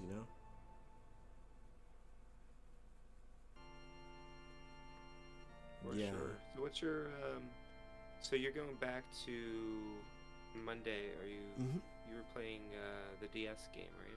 Yeah, I'm gonna resume Castlevania. Gosh, what was that? Dawn of Sorrow, yeah. Dawn of Sorrow, okay. One of those. So I'll be resuming Dawn of Sorrow once I finish Dawn of Sorrow. I'm sorry. Once I finish Dawn of Sorrow, I'm gonna move on to streaming Portrait of Ruin on Mondays, and then eventually Order of Ecclesia. Nice. Yeah, but my Fridays, I'm gonna take a break from Castlevania games because I don't want people to think that's all the channel's about, even though that's generally what I'm about.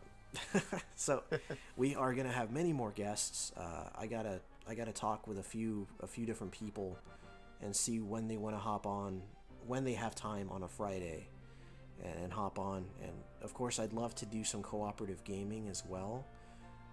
I know Matt Moses from Moses Gaming had expressed an interest in being on here as a guest, as well as Dyer. Dyer would be here for a Splatterhouse stream, which would be a lot of fun considering I have little to no experience with those games, so it'll be fun, getting into those for the first time. The only one I had ever completed was the 3D Splatterhouse game, which I thought was decent. I still need to pick up a copy of that one. Yeah, Eugene, why don't you let them know what your next stream's going to be and when it's going to be? Well, my next stream is going to be Wednesday, just the usual NES alphanumeric, and we'll be doing Flying Warriors. That's the successor to Flying Dragon, right? I love Flying Dragon. I stumbled upon it when my wife threw it in as a freebie. Back when she bought me three NES games. She bought me three NES games, and that she acquired, I think, through eBay or something. But that was one of those games that was just kind of thrown into the deal that neither of us really, we didn't really think about it. It was Yeah. like, well, it's in there. And I ended up really, really liking the game. I really like Flying Dragon, the Ninja Scroll. I get the Karate Kid vibes during that little tournament sequence. I'm sure you got to that. Did you get Yeah. past that? Because that is hard. I got really close to beating the first one, but I couldn't quite pull it off. I think I know the strat. I just have to try it a few more times. I have to jump around a lot more. Problem is, I kept trying to grab the health that floats across the screen, like the bottles, and sometimes you just pass right through it, and it won't you don't pick it up. Ugh. And like the way that it scrolls is a little bit confusing. Like if you jump, somebody's firing a blast at you, and you jump backwards away from it, it will still hit you. Like I don't know. It's a little bit janky, but it's very interesting. It's very cool. Like the whole fighting mechanic is I haven't seen anything like that before in the NES for sure. Okay. Well, It's shoot. kind of like little quick time events. It's like here you have to like press up now. You have to Mm-hmm. press Yeah, it press was right. like you said. It was like quick time events before quick time events. Mm-hmm. Man, hell of a stream. Hell of a stream. Thank you so much for being Yeah, a guest with us. It's always awesome just to hang out and chat with you. for sure. Uh, Thank you for having me. It was a lot yeah, of fun. man. I hope to have you again in the near future. Omega, good job on the stream. This Omega Tonight segment is really booming. Eugene, good seeing you again. There you go. Yeah, good to see you guys too. Thank you, Great White North. I appreciate the positive energy just all around, guys. I know I was gone for a Mm-hmm. very long time, and I think it was needed. It was necessary for me to just shift my focus from away from the channel for a little bit to just get some stuff done here in my day-to-day life. Yeah. But you guys are going to be seeing me a lot more again. I'm going to be hopping around streams left and right, and just mingling with everybody like I usually do. And I don't know. I got to see who's going to be available this upcoming Friday. Maybe it'll be Dyer, maybe it'll be Moses Gaming, Great White North. There are quite a few people that want to hop on, so I'm looking forward to that. So we'll see what we come up with. But yeah, it was great having you all here. I guess I'm just going to go ahead and play the outro song, which, as you guys know, every Friday I try to pick new songs to add into the rotation, so I hope you like it. Eugene, do you have anything to say just to wrap up the stream? Just thanks again for coming by. It was really good to hang out with everyone. Friday nights got a lot of other things you could be doing, and this is where I like hanging out. So That's the truth. That's the truth. Yeah, and a huge thank you to those of you that donated. I'm gonna put that money to good use towards the channel. I'll have to do a little digging and trying to do a little research on what I want to do to improve the channel overall. So a huge thank you again to you guys. yeah, and have a great weekend, everyone. Play some games. Yeah, seriously. Hang out with some friends. Go outside. I don't know.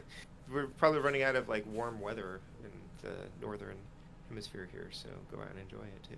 Yeah, it's still brutal over here on the on the West Coast. So we're just eager for it to go to just finally cease to be. I want to be able to stand outside without burning my skin. Yeah. All right, so yeah, guys, I'll catch you on Monday when I play Castlevania Dawn of Sorrow, and if I don't catch you then, I'll hopefully see you next Friday with our upcoming guest, which is maybe it might be Dyer, Great White North, Maz and Power with no shirt on. Who knows? Who knows? So keep an eye out, guys, and I'll be seeing you all again soon. Bye, guys. Take care. Bye. Bye bye. Oh, I almost played the wrong one. There we go.